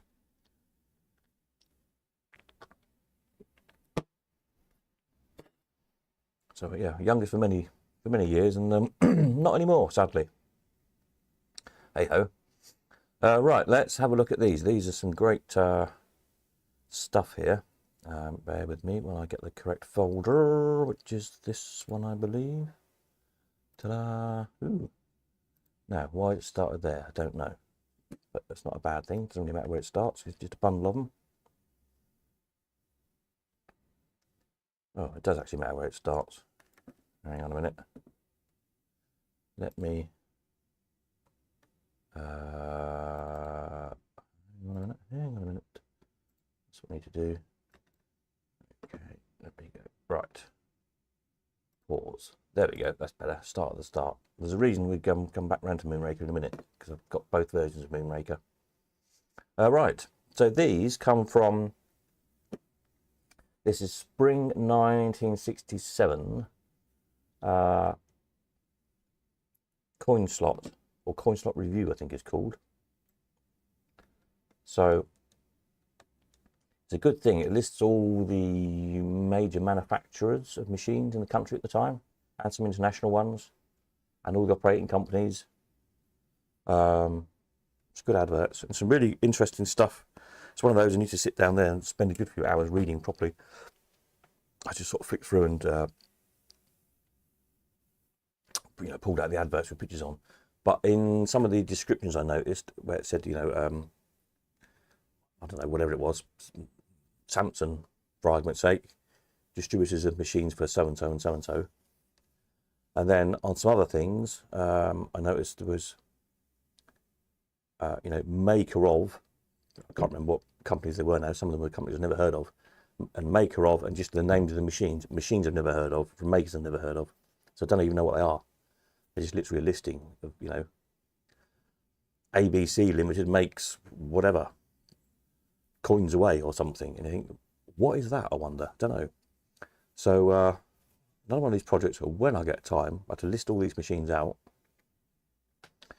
and we'll have a go through them one evening and see if anybody has any idea what they are or remembers them. It might just trigger somebody think, I remember playing that machine. Or maybe someone's got one, or knows somebody who's got one, or got a picture. Who knows? But interesting. Because again, it's not, I keep saying it's not that long ago, is it? 1967, really. And when I've been collecting this stuff since, mid-80s. So at that point, it was sort of only 20 years ago, and I'd never seen or heard of this stuff. And, many of you have been collecting longer than I have. And again, if you've not heard of this stuff, where is it all? What happened to it all? Were they just not very successful? Were they massive machines that just didn't get kept? Who knows? Anyway, a sensational new income source. Look at these. For arcades, dance halls, holiday camps, stores, wherever children gather. The coin-operated baby cart with a K. Standard 12-volt battery, built-in trickle charge unit. Adjustable timing. No installation charges. Full details from Simplay Limited. Bellevue Road. Nice little thing. Looks delightfully lethal. I love how close the wheels are to the metal bars. And on the front, I can see, I don't know if you can see on your picture, I've got it blown up big on my screen here in the background. But the front drive wheel, so it drives like a Dodgem car by the look of it, with a motorised front wheel. But with a chain drive, it appears to me, because it looks like that's a big sprockety chain drive wheel, just the right place for little inquiring fingers to go in. So I wonder how many children lost their fingers on those. You can imagine them bumping into each other. There's nothing to hold them on much, is there? A little seat rail falling off, and getting their arms stuck between one of those metal bars in the motor when it was going round or something. So yeah, with my risk assessment hat on, they look delightfully lethal. So I wonder if any of those survived. Probably not. I thought that was good fun. So that's the coin-operated baby cart. So all 67 these adverts, spring 1967. Any comments or whatever, then we'll do far away. Marmatic Sales, we've heard of them before. They've got the Keeney Challenger here. Multi-coin acceptance with automatic change. Half crowns, 2 shillings, from extra large self-feeding capacity hopper.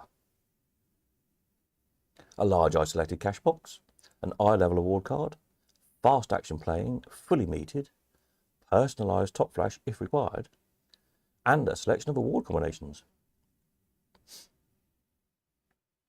So also available with 6pence single coin acceptor or on penny play. And you can have it as a single unit or with the fabulous adder unit shown above. So I'm not quite sure what's fabulous about the fabulous adder unit. It doesn't really tell us. Other than I assume it's the sort of the plywood box that you bolt between two machines. The interesting thing is it's selling as this very latest conception in economy of space, whilst maintaining full player appeal, readily wins sites. So they call it of economy of space, but they seem to be spacing the machines apart and sticking a plywood box between them. So if you took the plywood boxes out, you could get the 3 machines closer together, surely. Anyway. The Challenger adder unit increases takings. Send now for full information. So there you go. It's the Keeney Challenger. There is that weird thing any operator will know if you've ever operated machines, if you had an arcade. If you put machines tight together, if somebody's playing machine number 1, nobody will play the machine number 2 while they're playing machine number 1. They'll only play machine number 3 and so on. So there's kind of no point having machines touching each other in a way, only than to get variety of stuff in the arcade. But you'll never get this peculiarly British thing, isn't it? People don't like standing next to somebody else to play a machine when they don't know them. It's very odd. But anyone who's operated will know exactly what I mean. So that was from Marmatic Sales.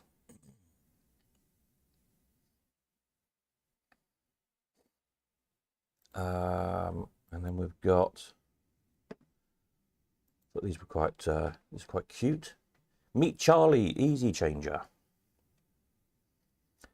Charlie Easy Changer, completely honest, always on duty, no selective employment tax, no wages, no holidays. A completely automatic cash desk. This machine incorporates all variations of change. So changes everything into everything else pretty much. Takes 500 weight of pennies. 100 pounds in cash value. 500 weight of pennies. Then another 30 pounds in sixpences and 15 pounds in threepenny bits. Nothing electronic, no relays, no transformers. No trouble with bent or damaged pennies, no tubes to fill. All payouts fed by hopper, just tip in the money. Coin entries within easy reach of children. Payout cups at average hand height. Robust, durable finish, fully laminated, fitted throughout with national rejectors. That's the coin mix. So that was a hell of a capacity. And then Charlie Changer. The bottom picture there is a bandit stand with the changer built in, which is a good idea. And it says, if you are in automatics, be automatic with tomorrow's machine today. Self-filling changer. So accept shillings, 2 shillings or half crowns, returns correct amount of sixpences. All tokens if you prefer. Holds at least £15 in reserve change. Hopper feed payout, fully automatic. National coin rejectors again. Can't actually see where the coin slot is. I think it's on the top edge. Takes all types of bandit. Integral operation once finished. So the idea was you drilled a hole in the bottom of your bandit, took the cash box out, and the cash from your bandit kept filling the change machine up. Good idea.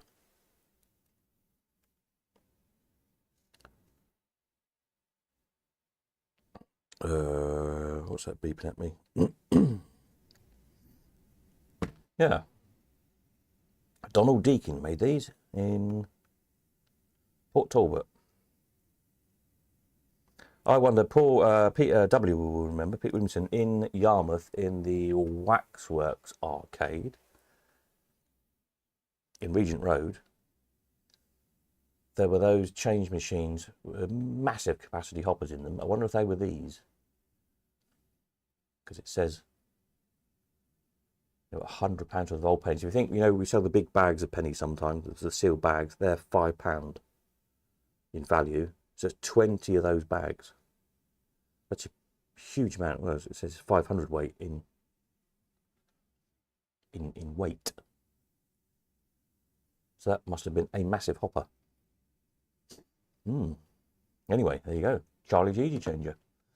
And we've got, what else we got? Let's have a look. Whittaker's Dandy is one I've not seen before. Dandy the chicken. With or without appropriate music. There you go. Also can be mounted on stands suitable for fitting to juvenile runabouts.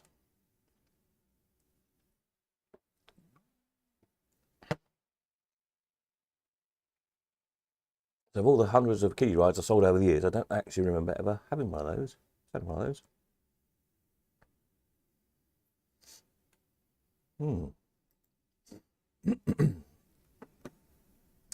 Pete says maybe that explains why some bandits have large round holes in the bases. Yeah, exactly. On those changer stands. I think there's another advert has somebody else has got them in as well in a bit. So whether it's sort of the craze for 1967. I guess it was a time, you know, if you think of the bally machines with the changers on the top, or the coin mechs for the changes on the top of the machines, they integrated into the bandits. Somebody thought it was a good idea to kind of upgrade your old standard Mills and Jennings by putting changes underneath. Makes perfect sense, doesn't it? Yeah. Paul says, remember the four-sided old penny change with clear plastic sides where you could watch the pennies turning around in the hoppers? Yeah, I think those were the ones that were in that Regent Road arcade. I remember. I seem to remember you could see the hoppers.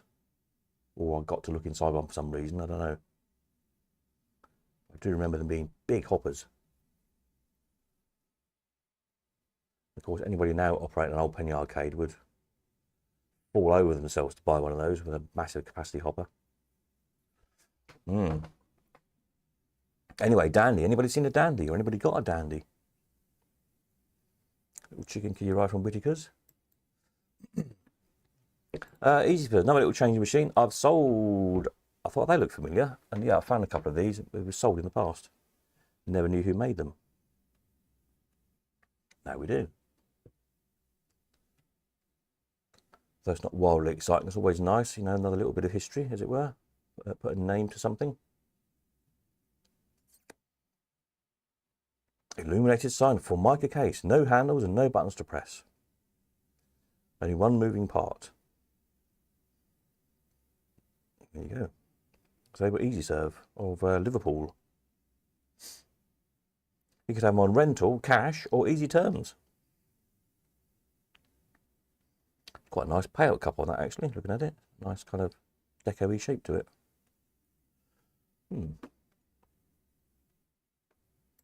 Anyway, I thought it was interesting as we'd actually sold a couple of those ones. The Mayfield dice. This is rather nice. Finally, a full colour picture of a Mayfield electronic dice. Incredible machine. That is what I'd love to see, but none survive as far as we know. Huge floor standing machine. This is 4 players either side of it. There's a very grainy video clip somewhere, isn't there, floating around on the internet. I've seen, I think I might have showed it at some point, of one of these working, just spinning around. So the big dice cage in the middle spins, tumbling the dice. There's 2 dice in it, I think. And when it stops, obviously, it then stops upright and the dice fall down, and it reads them by magnets, if I remember rightly. Electromagnets somehow or other. Very clever. Patent on it. Have I got the patent on the website? I can't remember. I've seen some details on it. No. But yeah, that was how it worked. Super incredible machine. Love to see one of those. Paul says he's lucky enough to have seen it. Yeah, there you go. I don't remember it. But also, it says here, there's some machines I've never heard of again. So another more to add to the database on the Colcon website and try and find some pictures or references to.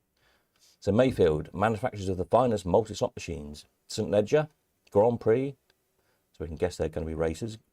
A Florida Surf, I wonder what that was. Greyhound Derby, Grand National, Formula One, Louisiana Stakes, Go-Kart Speedway, Monte Carlo Rally, Golden Roulette, Jumbo, Torpedo Shoot, and the electronic dice. So quite a few of those sound like they're going to be racers, don't they? All sort of named after races, horse races, etc. Jumbo, I don't know, Jumbo could be anything. They offer first-class after-sales service. All machines delivered in our own vehicles and installed by experienced men. There you go.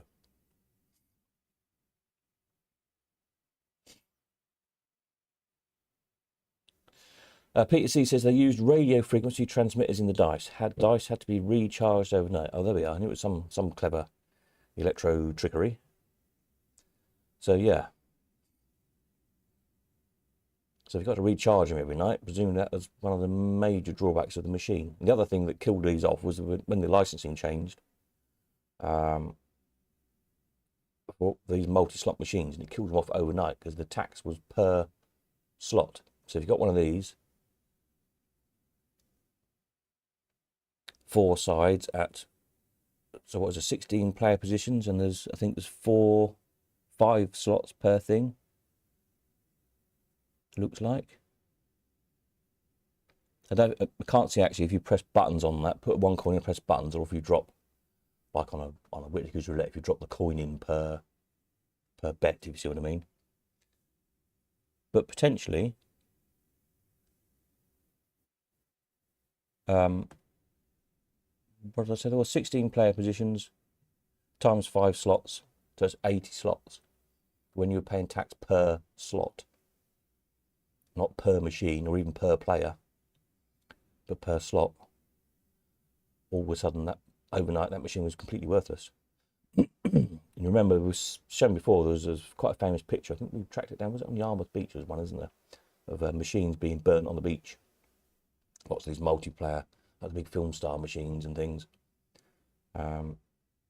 which was a big protest against the tax. Because literally that stuff overnight you couldn't use and was completely worthless. And if people just bought it, that was the end. And it was the end, it killed Mayfield. Mayfield went bust. I've got the story somewhere, one of the old World's Fairs or coin slots I've got, when Mayfield went bust. Shame, because it came out some great machines. And that thing in particular is just, what a machine. Peter said, think I've seen the patent for dice online. Yeah, I have, because I remember reading it, how it sensed the things by, I seem to think it was electromagnets or something, but yeah. So yeah, if anybody can find it, the patent, and I'm sure there's a very, very grainy clip somewhere as well of it in action. You can see the dice thing tumbling around in the background. I can't remember where I've seen that either. I wonder if it's in one of those clips of Crompton's. Not sure. But if anyone can find any of that, do send it on, and I'll add it to the Mayfield page along with this. Again, a little bit more history put together, which is what we like to do. Anyway, moving on. These, I might try and retouch some of these and maybe do them as printouts sometimes or something, if anybody wants them. Another project for some time. Anyway, right, what have we got here? We got Miller's multi-slots now, another multi-slot company I'd not heard of. Again, probably went bust with when the taxes come in. The Gold Award fruit drops, which is clearly kind of a not very well disguised copy of the name will come to me in a minute. Good grief. It's the trouble getting old, you see. Ollie will remember. He's young. Gosh, what's he called? One of my favourite machines as well. Arr. Oh gosh, that's bad. Tutti Frutti. Well done, Gary. Have another drink. Tutti Frutti. This is Gold Award fruit drops. Pays 2,468 in a shilling and the Gold Award. Available as a single unit, a double unit, or a 5-unit, 5-player multi-slot island machine. So a big circular, well, pentagonal machine.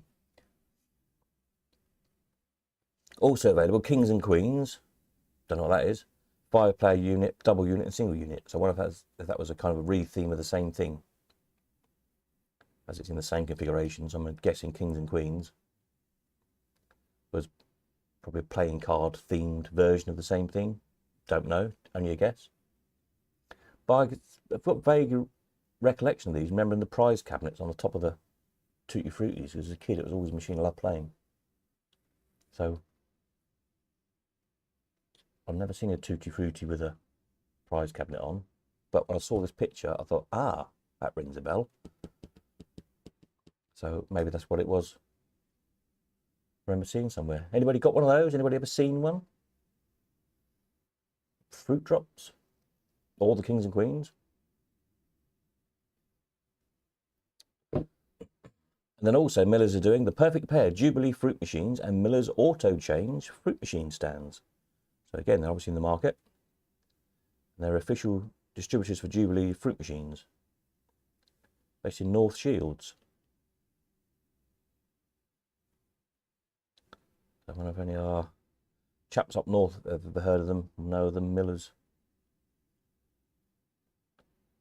multi-slots. Paul says he's never seen one. Well, there we are. Paul's never seen one. That's usually a good indication there's not many around.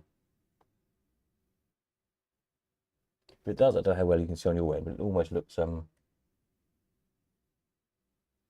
yeah, the way the fruit machine looks like they're in the same kind of chrome circles as on the Tutti Frutti. Like they've used the same parts. Maybe it was an official tie-up with Crompton's. It seems unlikely, but don't know. Who knows? Interesting, isn't it?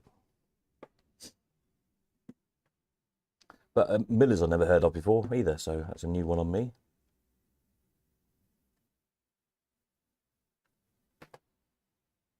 And Miller's brackets multi-slots limited, so again, that would seem to indicate they were around in that era, and the slot tax probably killed them off.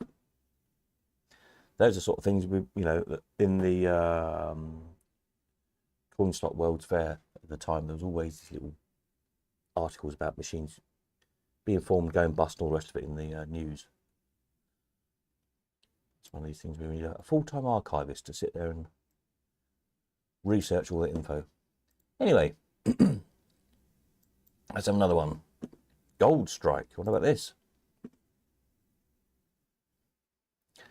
Now with this, I don't know who made them, because it says, now lowest price ever, as seen for the first time at the Blackpool show. We proudly present Gold Strike, etc. Standard Gold Award and progressive jackpot fruit machines, ideal fruits for pub, cafe, etc., etc. Sixpence play, cash and gold awards paid out. Progressive jackpot feature, light up front, no stand required because they're in a console cabinet, etc. No obligation. Our price is sure to please. Head office 33 High Street, Rill, but it doesn't actually give a company name. Probably if I go for all the dozens of companies listed in the magazine, I can probably find them from the address, but I didn't have time to do that. But yeah, they look quite thin. I think they might be using Beramat, you know, the Gunter Wolf mechanisms, I guess.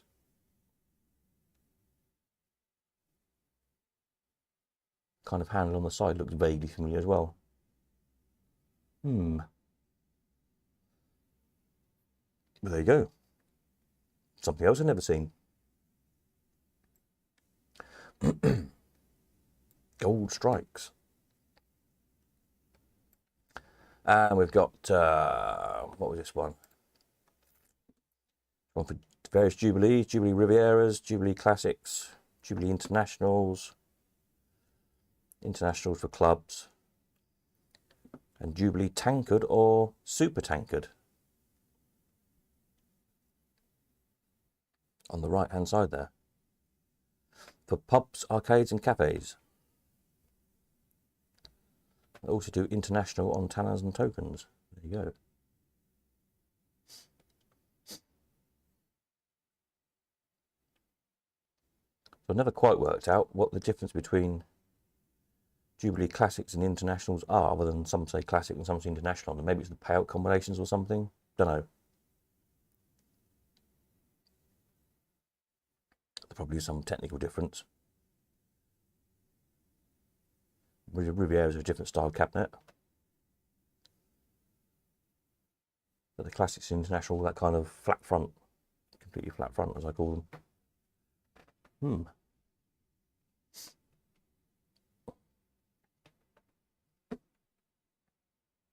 Anyone got one with a beer glass on? The tankard version? Don't recall seeing that one.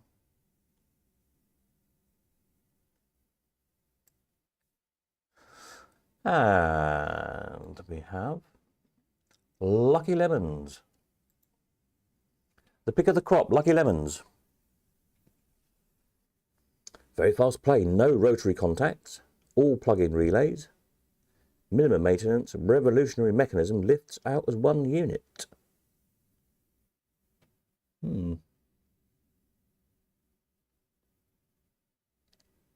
Lingard Automatics of Cardiff. Again, never heard of them, never seen one.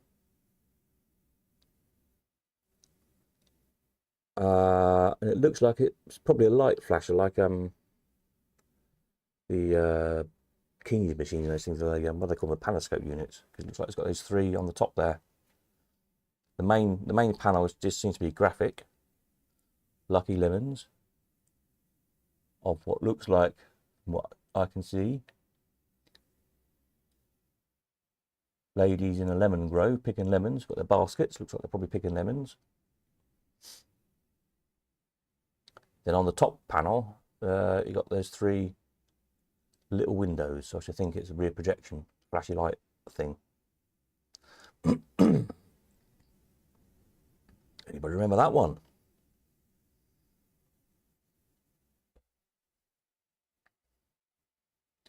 Lingard Automatics of Cardiff.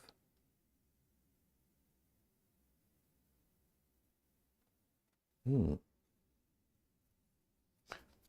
know. What else have we got? Lucky Lemons. We've got what's this? This is Ace Monte Carlo. Found that because I sold one of those machines. Somebody's got one. Paul got one. Someone's got one. I've seen it. The racing cars on the top panel there. Ace present their revolutionary new money-spinning Monte Carlo, featuring hold and draw for the first time with reels. And, underlined, and with a written guarantee of its legality. There you go. 3-year guarantee on all electromechanical parts, maximum player field, 6 months or tokens in, tokens only out, staggered payout, crisscross payouts, mystery payouts, plug-in units eliminate on-site servicing, free unit exchange plan, fully metered, simple and quick percentage control, wear right cabinet to blend in with any decor.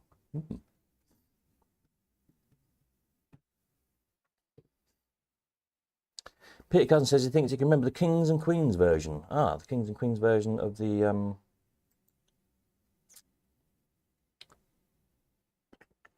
thingamajiggle. Where we are, 2 or 3. Has the chat got slightly behind? I don't know if you're all still live. Underneath the underneath here somewhere, there's a little thing that says live. There should be a little red dot next to it. If it's not, then you're lagging slightly. If you click where it says live, it will bring you back up to live again. Some of you might be lagging slightly. Garrett says his first ever slot was a Jubilee like that, but an electromechanical version.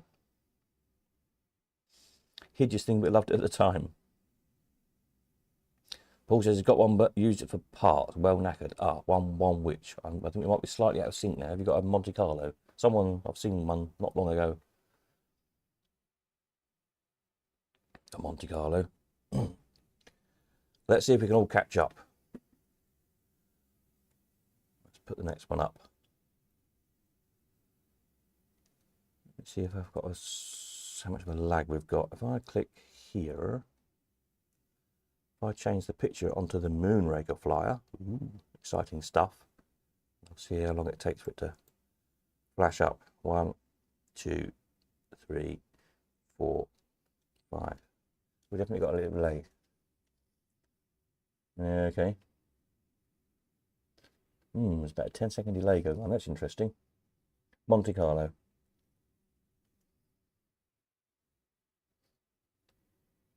Yeah, so I think there's about a 10-second delay on the live. I suppose that's not bad after 2 hours, is it?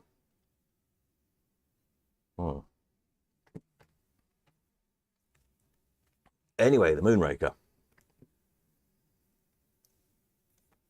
was quite excited when I saw this, because I thought Paul will be excited to see this.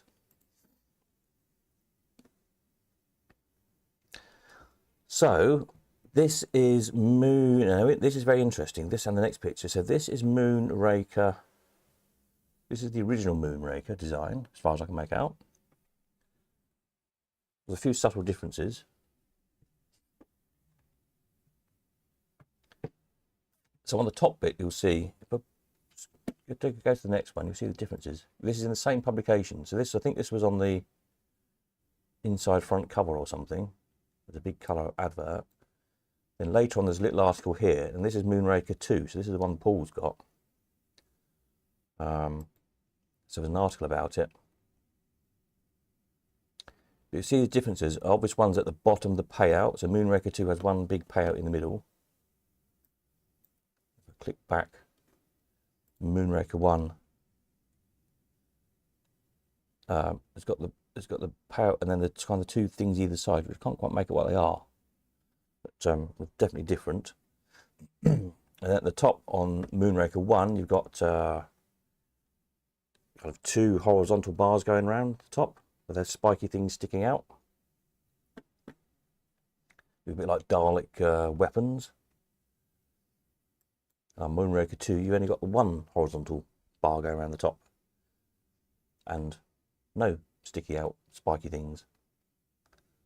So yeah, a couple of subtle differences between the cabinets.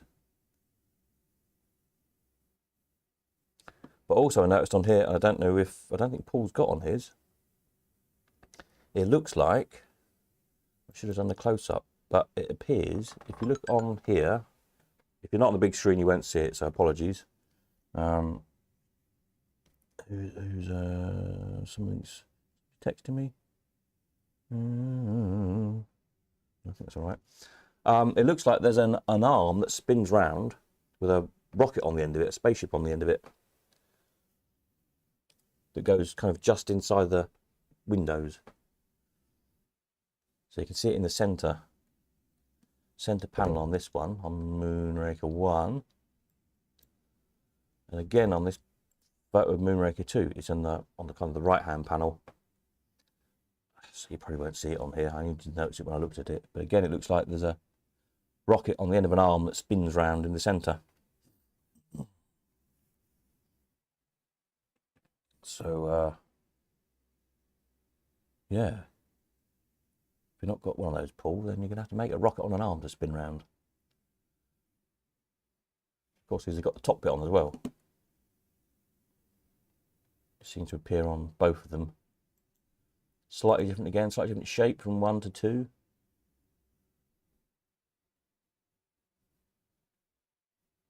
But yeah. Gary says the handles on the gold strikes look like they're from Vale Automatics, who are from Wales. Ah. I knew I'd seen them. Vale Automatics. Let me have a look in the background while we're looking at Moonraker. Put the colour one back up again. Vale Automatics. I know we've sold some of their things.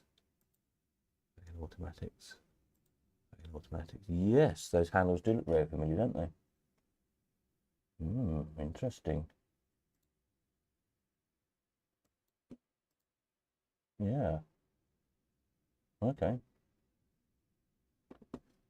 Vale Automatics. Real. Do we know where Vale were from?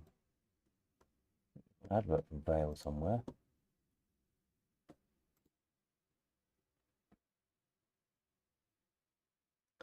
Vale Automatics. Phoenix Works, Vale Road, Rill. Okay.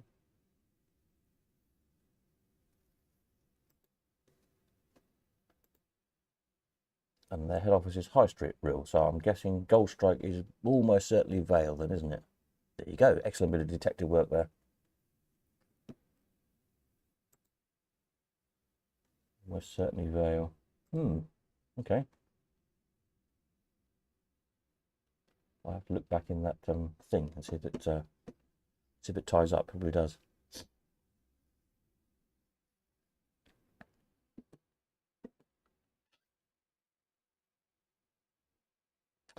Peter C says, think the rockets going around were Thunderbird models. Oh, could have been. Back onto the Moonraker again. Paul, they had the rocket going round and the coin drop panel was moved in and out.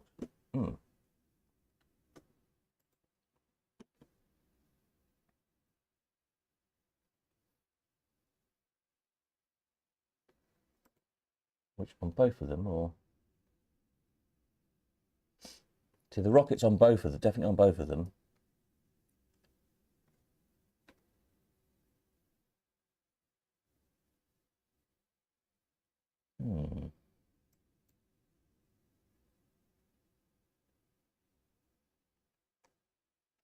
Also, it says on the blue fly, I don't know if you can see it on the screen now, I don't know how, depends on your sort of screen resolution or end, but it says, ask for details of our Bingo Auto consulate, fiberglass kiosks, cash barrows, sign specials and repetitions, screen printing, lighting equipment, which is what Rollite started doing, wasn't it? Was lighting. I remember somebody telling me, Chris Bridlin, I think it was. And it says, we will be pleased to quote you for prototype parts involving plastics and also for short run injection mouldings. There you go. So I will, you have to remind me, Paul, when I get 5 minutes, I will touch this up a little bit better. There's a few creases and things in it, and do a nice big printout of it. This blue one, because it's rather nice, isn't it?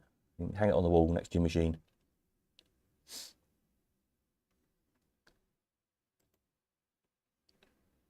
Or maybe not on the wall, if you're not going space, stick it on the ceiling or something.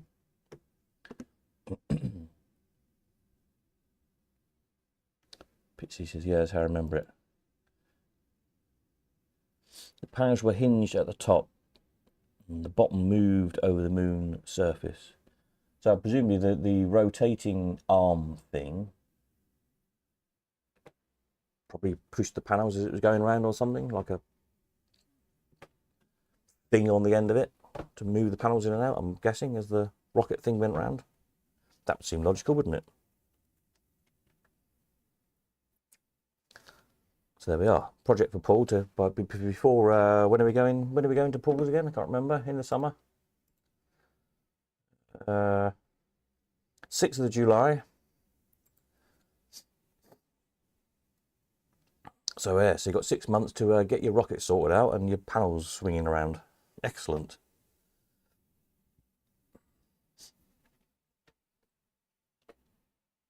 Gary's lagging because he keeps going to make himself drinks. Oh, I've got drink with me, you see. So cheers. I'm on dark fruit cider, very nice too.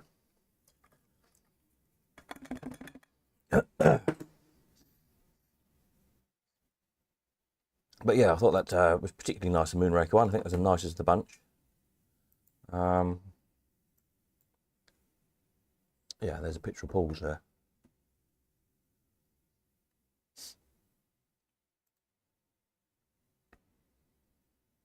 So yeah, interesting that there's slightly changed the mouldings, considering the amount of work it is to make new moulds. Another little detail I noticed, I can't remember what it was, between different somewhere along the line.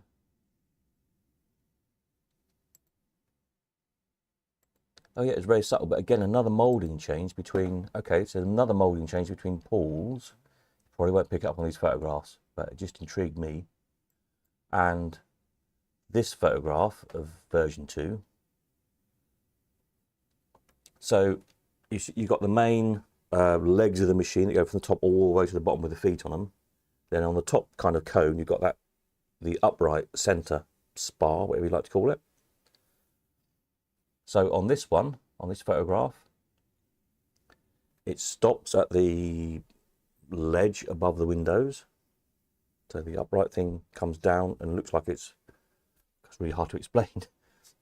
It looks like it's flush with the ledge that at the top of the window. And on Paul's one, that center ledge in between the two main legs, that center ledge is proud of the top window bar. So the red bit on Paul's, the red bit overlaps the silver bit. Does that make sense? On this photograph, the red bit doesn't overlap the silver bit. There's another moulding change.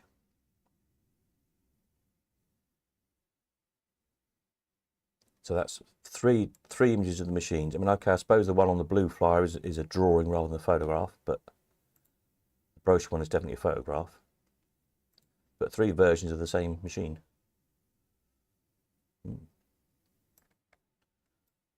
There you go.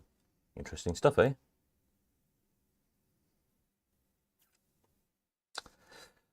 Forces they would divert the coin, some kind of a crank with the levers. Yep, there you go. So we need a crank with levers on by July the 6th, please. Excellent. All right. Moonraker excitement. Let's move on to something else, shall we? Another firm I never heard of. British made. Made for you with price in mind. Actual manufacturers. Passmatic Limited of Slough. Bucks. With what's clearly a copy of Sega basketball. Super basketball, they're calling theirs. You can probably see there the plastic dome, rather than being a dome like on the Sega ones, it's kind of a flat-topped dome. That makes sense.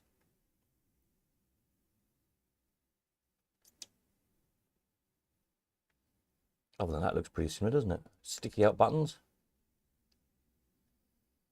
Good 60s bit design, there, isn't it? Very all the angles on the cabinet. And then the Bandit on the right, Money Matador top, which looks like the same as you get on the Sega Money Matadors. So presumably it's a re-cabinet job, but I've not seen one of those. Don't recall seeing that particular design of cabinet before. Double jackpot, and it looks like you can't quite see. I'm really struggling to see on the thing, but on the print. But the looks like that kind of black bar that goes across the bottom half of the cabinet on the front. I think it says Mad Money. Definitely looks like MAD, MO. I should think it's probably Mad Money. Don't think it says Money Matador, interestingly. Then the Money Matador you often get on the Mad Money cabs, don't you? So they just took the bits of trim off and stuck them on. But it looks like a one-piece cast front cabinet, so just another re-cabinet. But yeah, not one I've seen. Anybody seen one of those? Paul says, seems everywhere copied everyone back in the good old days. It does, doesn't it? Yeah. Well, that's what was interesting about these machines, really. You know, these copies slash re-cabinets and the that fruit thing, the Tutti Frutti copy. I mean, it seems so obviously a copy of Tutti Frutti that you'd think they must have been in cahoots with Crompton's, or they got sued. Maybe that's why they didn't last very long. Who knows? They did get sued.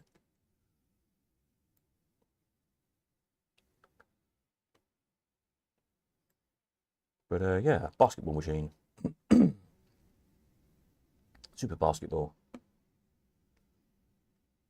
Never seen one, and I'd never seen that Bandit cabinet. I looked back for all the odd Bandits I'd sold. Couldn't find one. So I thought it was another interesting one. And Passmatic, never heard of them either. Strange name, Passmatic. Matic automatic, but the Pass. I don't know, maybe they come up with a football machine or something? Pass, football pass? Who knows? What else we got? A pusher I've never heard of. How about this? A Razzle Dazzle by Melroy Automatics. So Melroy did Bandits. You might have seen the kind of flat front, very chromy Melfruit Bandits. I think we sold 2 or 3 of those over the years.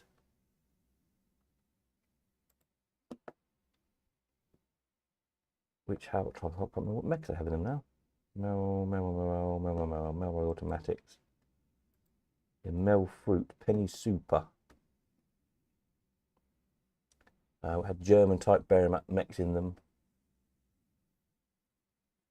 So yeah, the Mel fruit, got a note here on the website, Mel fruit seem to be copying the design of the Bell fruit penny special, but using German Berramat type mechanisms instead of the Jennings mechanisms that Bell fruit used. So there's the American Bell fruit company, and I think, did they buy Jennings or something? Or there was some type of Jennings. I can't remember if they bought Jennings when Jennings went bust or something like that. They're made of chromy flat front with a big glass panel on. And then Melroy Automatics in the UK seem to make copies of Bell fruit using German mix. And now we find out Melroy made a razzle dazzle. 8-player, but only 5 foot wide, so it's single-sided.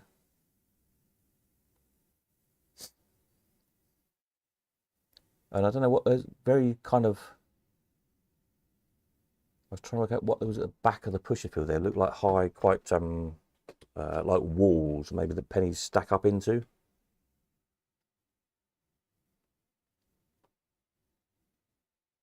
Maybe they turn round or something. Don't know. Who knows?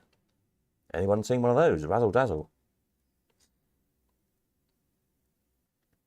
Those things that stick that are at the bottom of the, you know, where the coins drop onto the playfield, look like they might almost be complete circles.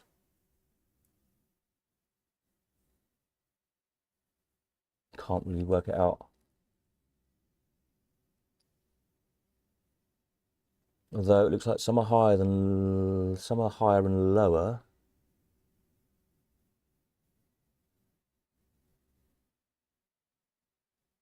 Oh, maybe they move forward, backwards and forwards. Maybe they're like well,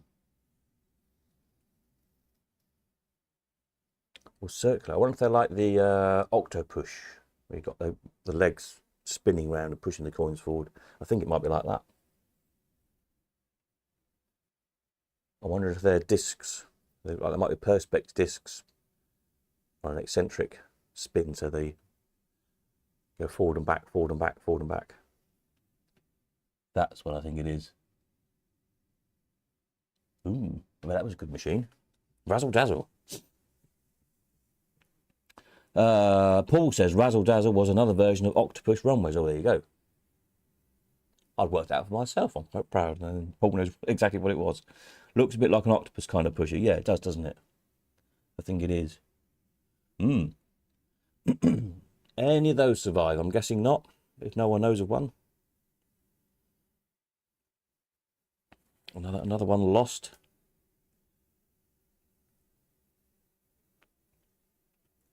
To that great arcade in the sky.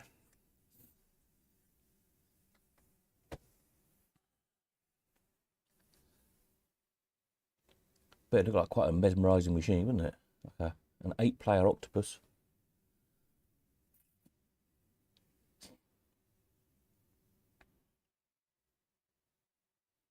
The odd thing is, just looking at it, although it says it's 8-player and it's single-sided, there's 8 slots at the top.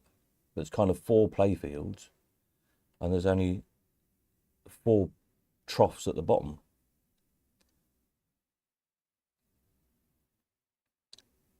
So yeah, technically it's 8 people could play it, but I think they might be fighting over whose coins were in the payout tray at the bottom.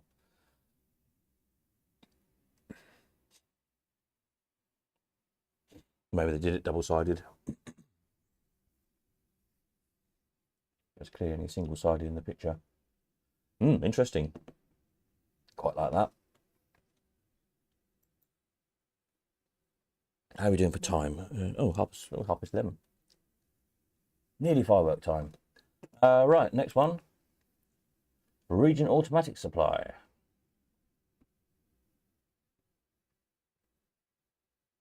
Again, refurbs. Paul says, I think we should all put our brains together and get a time machine built. Yeah, that'd be good, wouldn't it? Go back and gather up all these machines that are lost.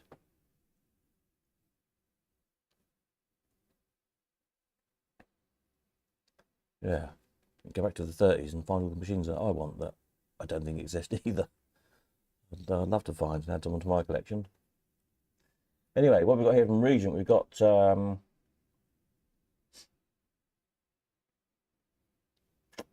bandit conversions, basically.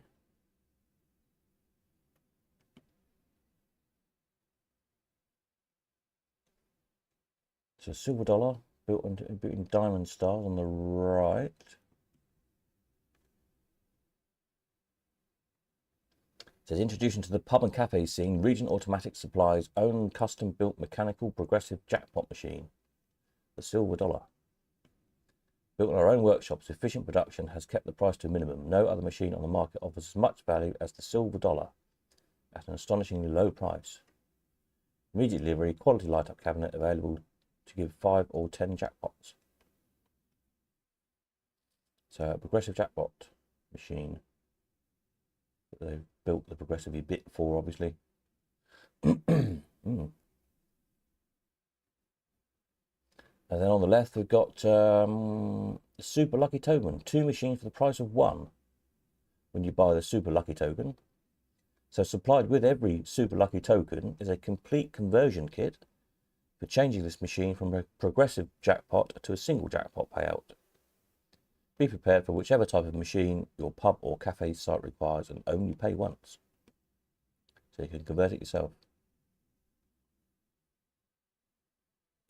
New low price, immediate delivery, available to give 5 or 10 jackpots. Tokens can be refilled by site owner, flashing light and buzzer when jackpot drops. No gaming tax payable on this type of machine. Yeah. That's from Regent Automatic.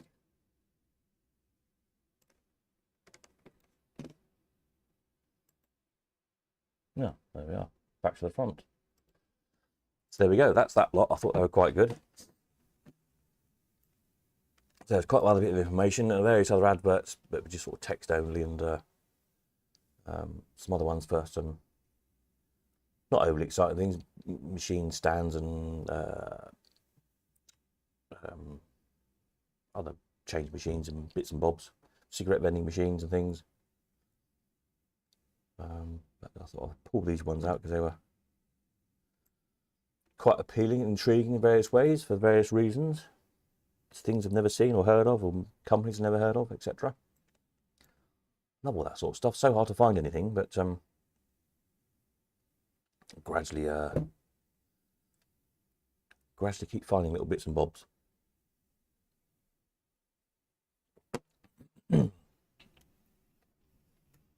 Gary says he thought Bellfruit bought paste mechs. Definitely had Bellfruit machines with Jennings mechs in. Maybe they just bought whatever they get hold of. There's American Bellfruit and obviously English Bellfruit, the Nottingham lot.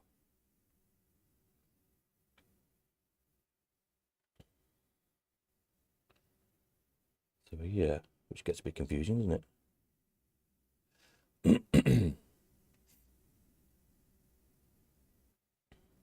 Right, what should we have a look at next? Let's have a see. Where's my folders of stuff? Bear with me. Let's just, oops. Move that to there so I can see what I'm doing. Click that over there like that. Right, what haven't we looked at yet?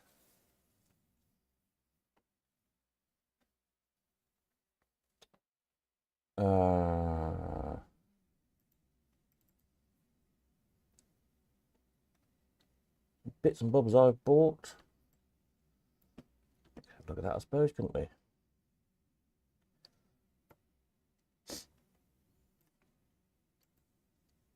Right, hang on a minute. Let's go to here. Ooh. Let's go to here. Right, that's better. Pause. I thought I'd taken a bit better picture of this. Can't remember if I showed you this before. I don't think I did. I bought this on a year ago in half an hour time. New Year's Day last year, funnily enough.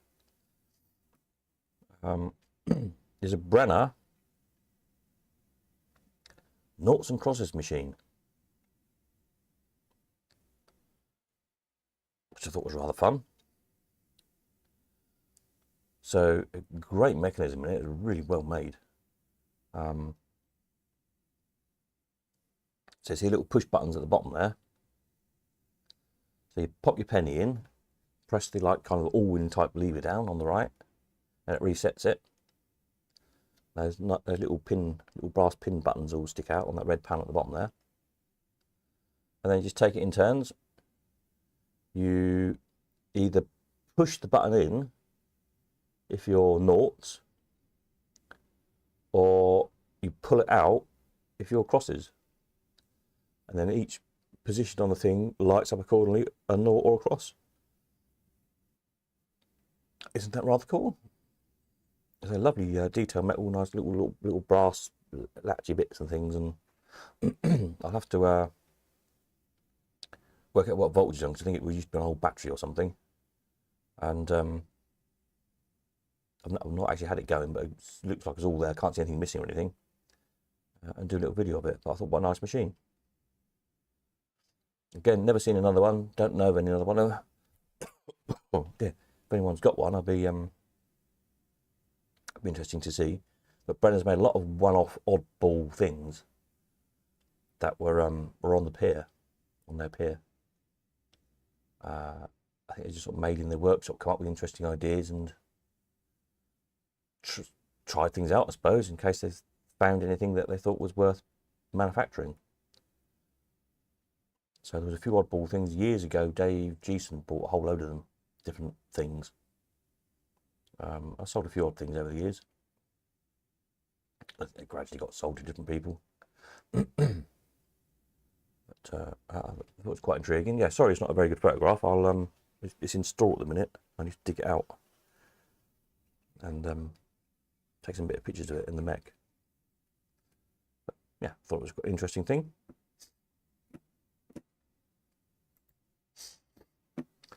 The Professor bought this Nicholson working model. I've got, I think this is number 12 now. I've got Nicholson's. I think 13, 12, something like that.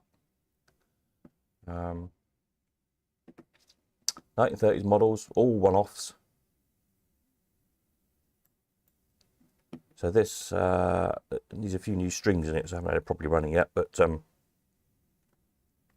the usual, some weird kind of house set up with things coming out of the cupboards and whatnot. They're quite oddball, some Nicholson's models. I like them. They're really intriguing.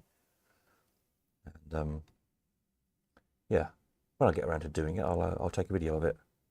One day I'll get around to restoring all the other ones. They're all, yeah, they all need restoring. They're all there, all complete.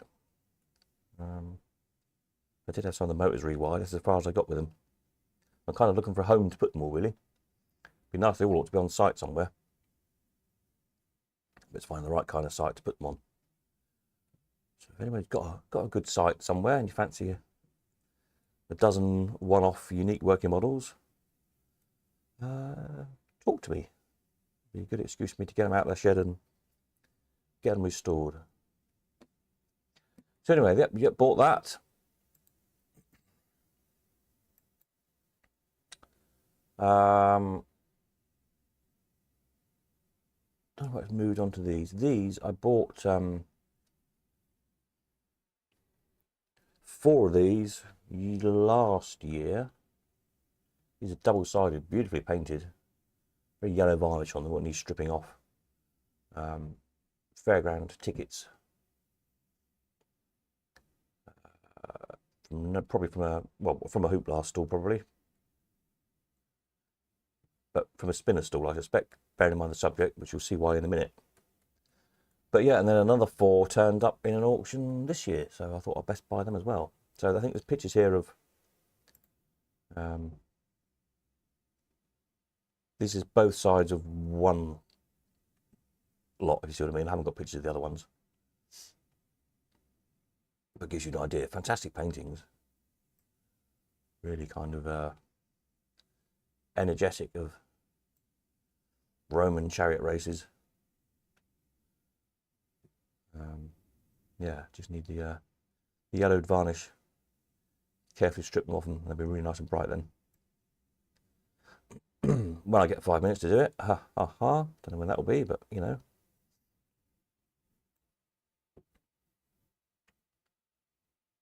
They're about 18 inches across, something like that. A decent size. Oh, it's the interior of the model. I don't know why that's just popped up. There's for some reason these images are going in a funny order. Oh well, you get the idea. That's the working model, obviously. Oh, and then here's the carved charioteer figure. I don't know why that's got in a funny order. Never mind. Yeah, so I bought this as well to go. This is a charioteer spinner. So this is nearly 8 foot long, quite big, 4.5 foot tall, something like that. All carved. Lakins. I missed this years ago in the Wookie Hole auction, back in whenever that was, 30 years ago or something. And come up again this year, so I thought, well, I'd best buy it this time. Rather fab thing. So it was all had lights on it at one point, which I'll put back on it again when I get around to it. So the holes have been filled in at the moment, but kind of all around the top edge of the chariot there, we can see like the green, kind of the green segments. They all had light bulbs in. The wheel had light bulbs in the spokes and on the red bits. And then on the horses as well, kind of like where those scrolls are, the end of the scrolls where they're painted. There was a bulb on each of those. It's been filled in with little bits of wood and painted. So I want stripping back to the original paint really.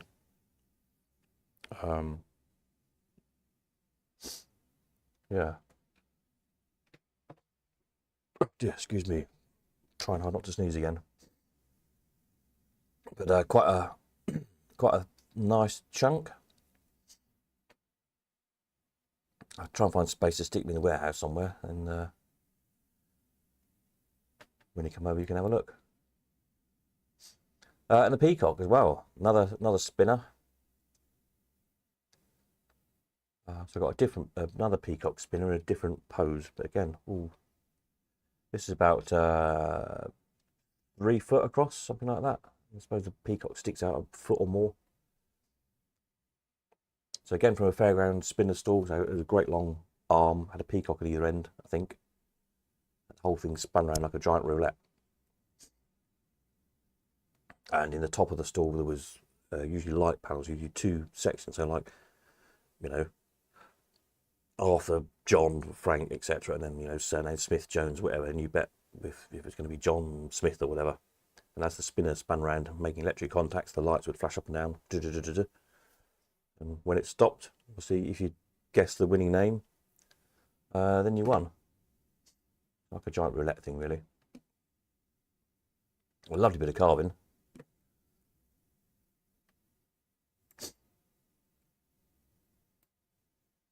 And these are the other, I think these are the other chariot side of the chariot panels. I don't know why they've all got mixed up, but it gives you an idea.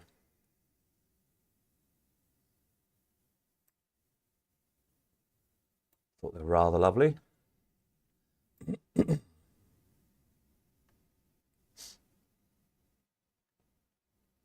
Oops.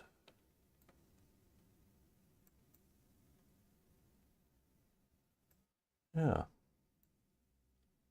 Oh, there we are. Back to the thing. And then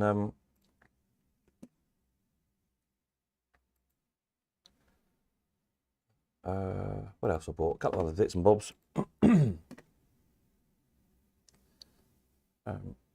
the year, yeah. There we are. Right, what else? Let's have a look. Nearly midnight, isn't it? Keep your eye on the thing. See if the fireworks in. Have I been for everybody's photographs? Let me see. Gary's, me, Paul's, Peter's, and Peter's. Robert's top 10 things. Yes, I think I have. The only thing I didn't bring up, I don't know if I can. No, because I haven't loaded them, preloaded them. There's a couple of odd machines I've not seen before. I was going to show you, but I forgot to upload the pictures to the right section. I have to do them on Sunday. Apologies. Or Friday or something. Yeah. Cool.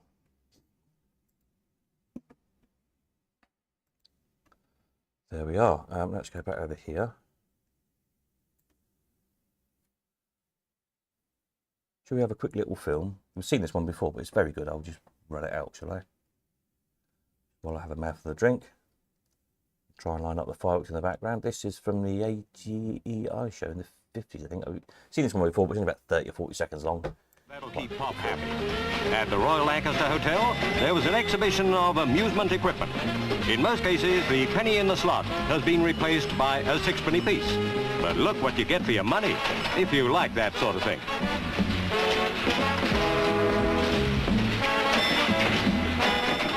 A machine game called Periscope. A nice, harmless way of getting your own back on the Navy, perhaps.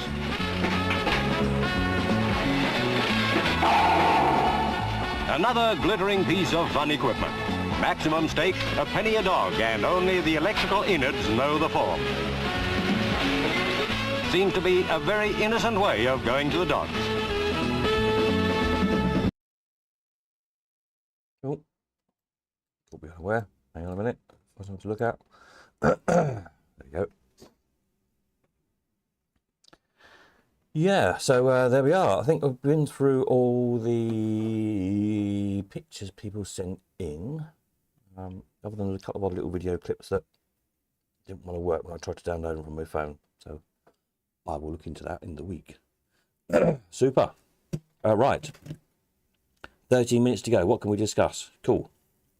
New Year's resolutions. Who's got some New Year's resolutions? I don't know what mine are, other than the usual. Try to be quite so fat. Slight New Year's diet required, I think. And yes, just more of the same, really, I suppose. Website things I need to do in the new year. I'm looking to finally, I must get round to reprogram the wanted thing properly. The wanted ads on here. So that the idea is that when you put wanteds up, twofold, that when I list something that's coming to an auction, so let's say you're looking for an up the pole, when one gets listed as coming up in an auction, you get a notification. Most people check the website relatively reasonably often, but then again, some people don't. It's just an extra way to make sure you don't miss something. But also works in the reverse. So if you use the list feature to list over here, so this is our test account in the virtual collection. If you put things in here, what have we got here? There we are, like a random user scope. So if you've listed with it to say you've got one, you put it in your virtual collection. The idea is then also that when someone puts a wanted advert up to say they're looking for a round tin user scope, if you've put it in your virtual collection, it will send you a message to say, oh, we've got someone looking for one of those. They're prepared to pay maybe £1,000 or whatever it happens to be. You know, are you interested in selling? And you can think, oh, perhaps I'll put it in the auction. So that's how it's supposed to work. But it doesn't at the moment, because 2 or 3 iterations of the website back, when it very first worked, it stopped working. I've never got around to reprogramming it. Then each time I changed other things, it got too far to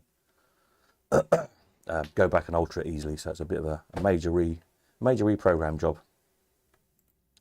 So that's one thing I need to do. And then what I'll probably do is clear all these wants out, because some of them from a long time ago, right down the bottom of the list. I think people either now have gone off the idea, or they've got them, or they're not even a member of the website anymore, or changed their mind, or whatever. So we'll perhaps clear these lists out and start again. And you know, with it working how it should, hopefully. So that's one major thing to do. The other thing I want to get going again is we started doing the factoid thing, didn't we, with the drawers, whereas Brian's is where I put some sample ones in, and a few people sent some in. these kind of little factoid informations, which is sort of little snippets. The idea being that over time, rather than anybody sitting there and writing the whole history of a manufacturer out or a machine out or whatever, that all these little bits and bobs just add up and kind of write an article themselves, as it were.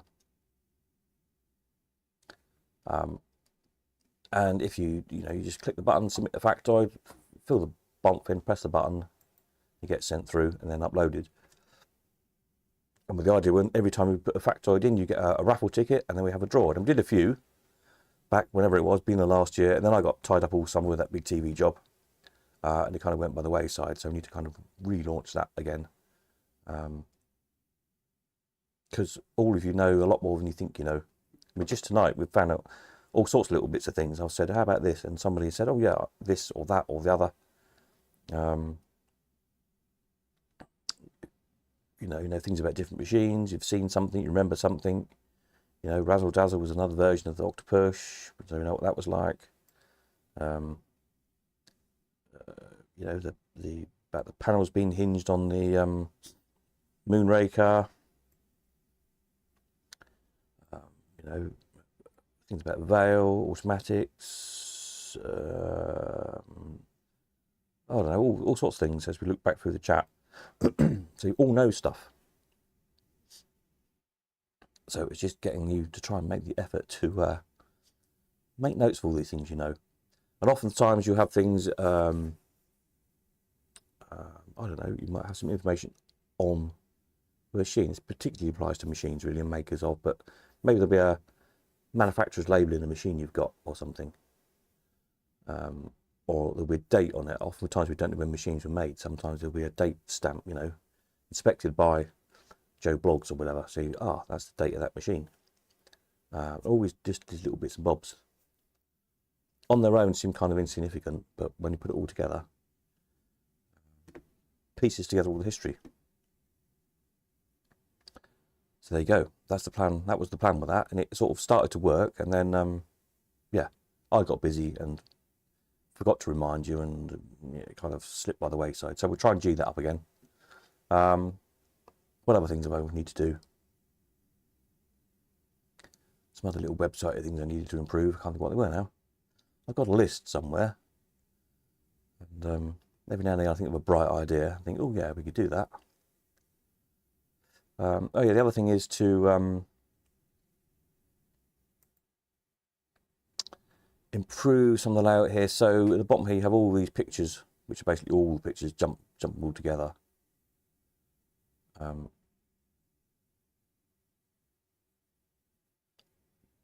But really they need to be against the relevant, you know, you have one picture for each machine, but I need to, you know, if there's 2 or 3 for this particular machine, they need to be here next to it.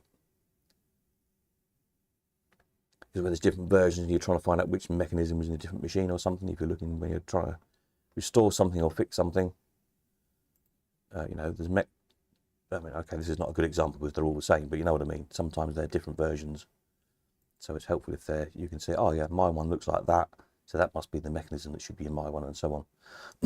So that's just a bit of a layout issue. But also I wanted to do, I've been wanting to do for a long time, it's a lot of complicated maths to try and work out. But with all the pricing history we've got, firstly, really I need to alter it so as the premium on, because premium is different in different auctions. And if you look at the price, you need to know the price somebody actually paid for something. So that's something to do. But also chart them across time. And then working back as we go back further, when I eventually get around to doing all the old auction information, not just my auctions, but other people's auctions going back donkey's years. You know, or something 30 years ago that sold for 50 quid, well, it sounds cheap, doesn't it? But what was that £50 then worth in today's money? So do an equivalent price. And that means looking at inflation tables and all the rest of it. And then if the auctions are abroad, it gets even more complicated because you've got to work out what the exchange rate was back at the day and then apply inflation to it. yeah, so it's a lot of programming. But it would be a really good, useful thing, I think, to see, interesting to see how prices fluctuate over time, really. Because, for instance, things like we were saying, like with the, Bellfruit, the early AWP machines, which used to struggle to get 20 quid for, and now are 1,000 quid, they've definitely shot up in time. Some other things maybe haven't really. When you take inflation into account, I mean, everything's going up, but, have they really? Don't know. So that's something else to do. And always looking at other, interesting ideas, really, of how we can tie all this information together. Yeah.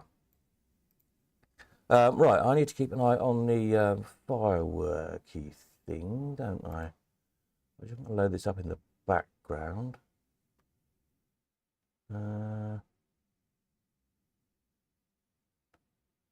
No, is it going to be part of that program, or is it a separate one? Don't know.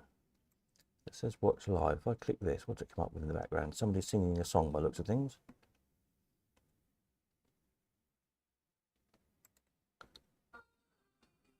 I'm going to press that and see what happens. Okay, it's somebody singing a song at the minute. Cool. So let me just do that there, like that, to bring that up there. Okay, I'll keep an eye on that there. Yeah, so there we are.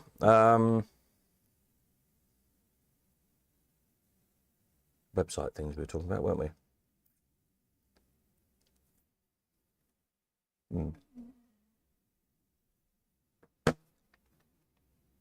Right. To that there. Oh God, I don't know. I've got too many things on the screen at once again. Sorry, hang on, bear with. Go back to here. And do that. So I've squished it too much, haven't I? There we go, that's better. Right.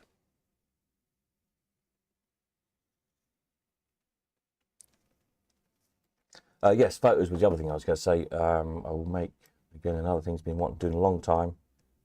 The ability to upload photos to the website. If you've got photos of machines we've got gaps for, or anything else come to that.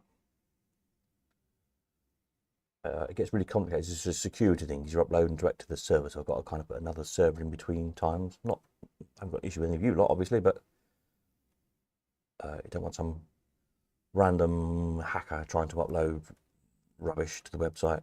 So that's the issue there.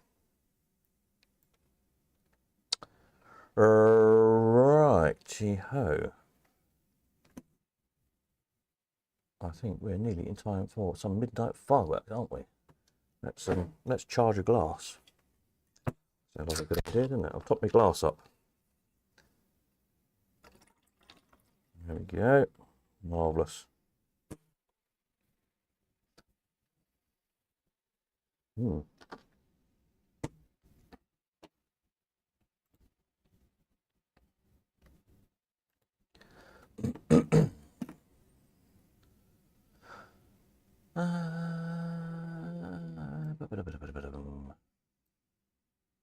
Right, let's have a look. Next program contains flashing images. Oh, excellent.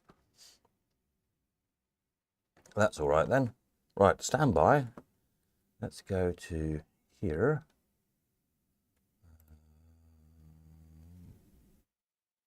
There we are.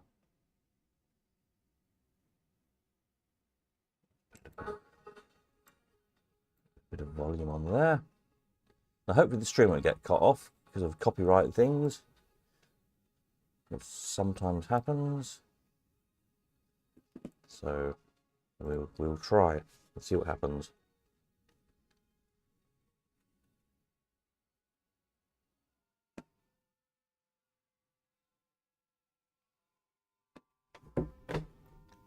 I just need to mute my mic here.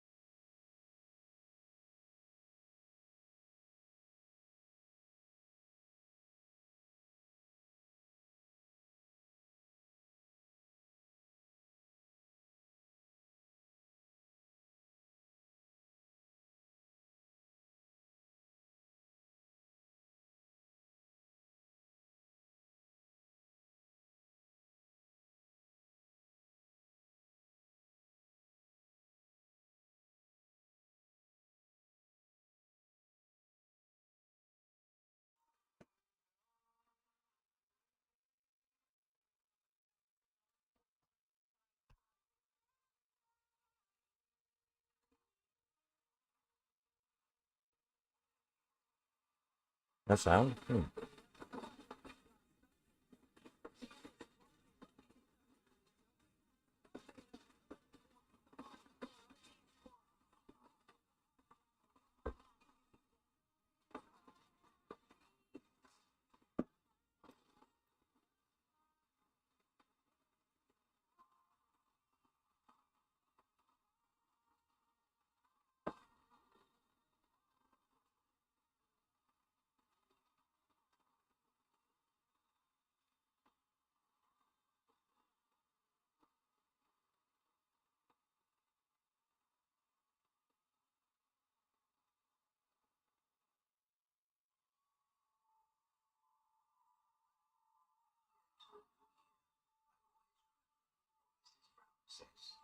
In London, everyone is different.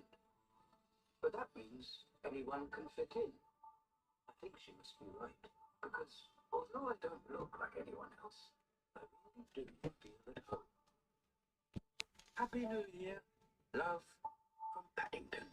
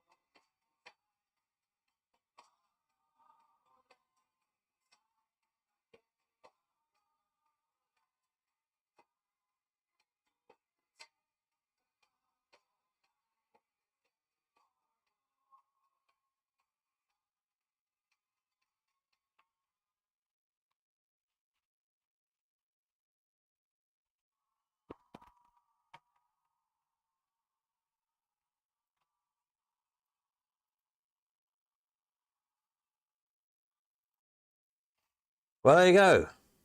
Cheers, everyone. Happy New Year. Sorry, the don't know why the sound wasn't coming through there. Apologies, I'd obviously not clicked the right button somewhere along the line. But never mind, you got the gist of it. Yeah. It's refreshingly not too woke, which wasn't too bad, was it? Was it last year it was really terrible, or the year before? I can't remember. Anyway. There we are. Right then. Is that it? I think it probably is. I think we've gone through all the photographs people sent in, so that's good.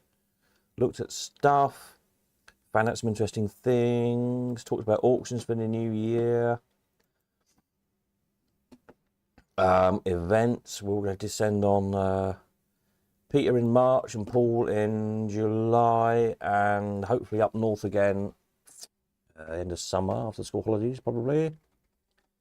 Anywhere else we can think to go of. And yes,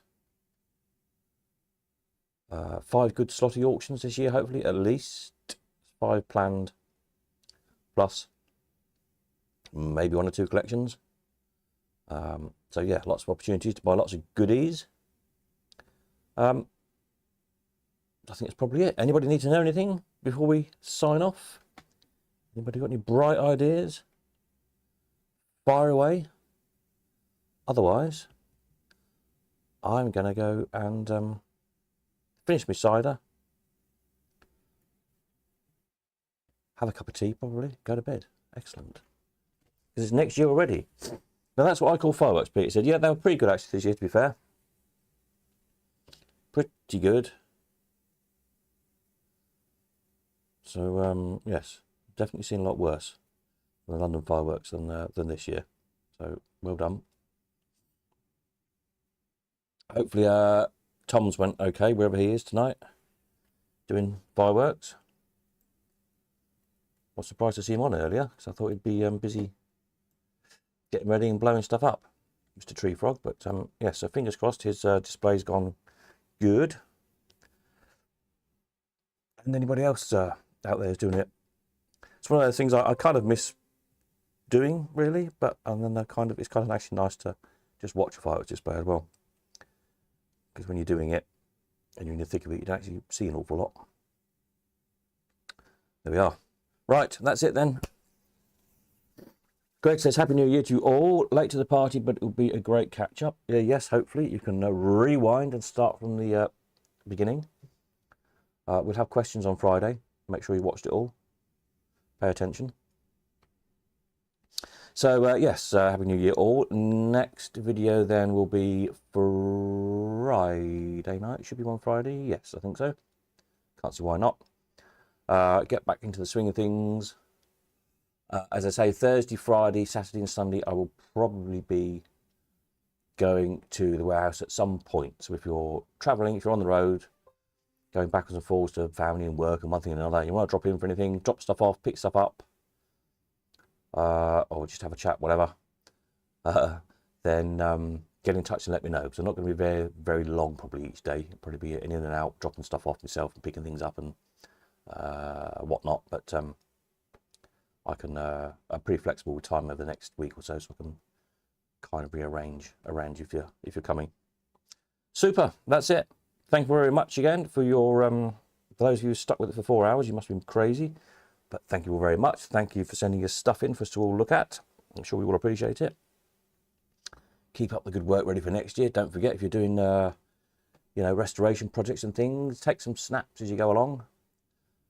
It's always interesting to see. It's great to see stuff, you know, that we've sold as a bit of a wreck being restored and brought back to life again. And yeah, it's a lot of effort. We all know how much effort it is. So yeah, take some pictures ready for next year, and we can all see how you're doing. Super. That's it. Thank you all very much. Desperate for a pee now as well, so must go. Right. Nighty night.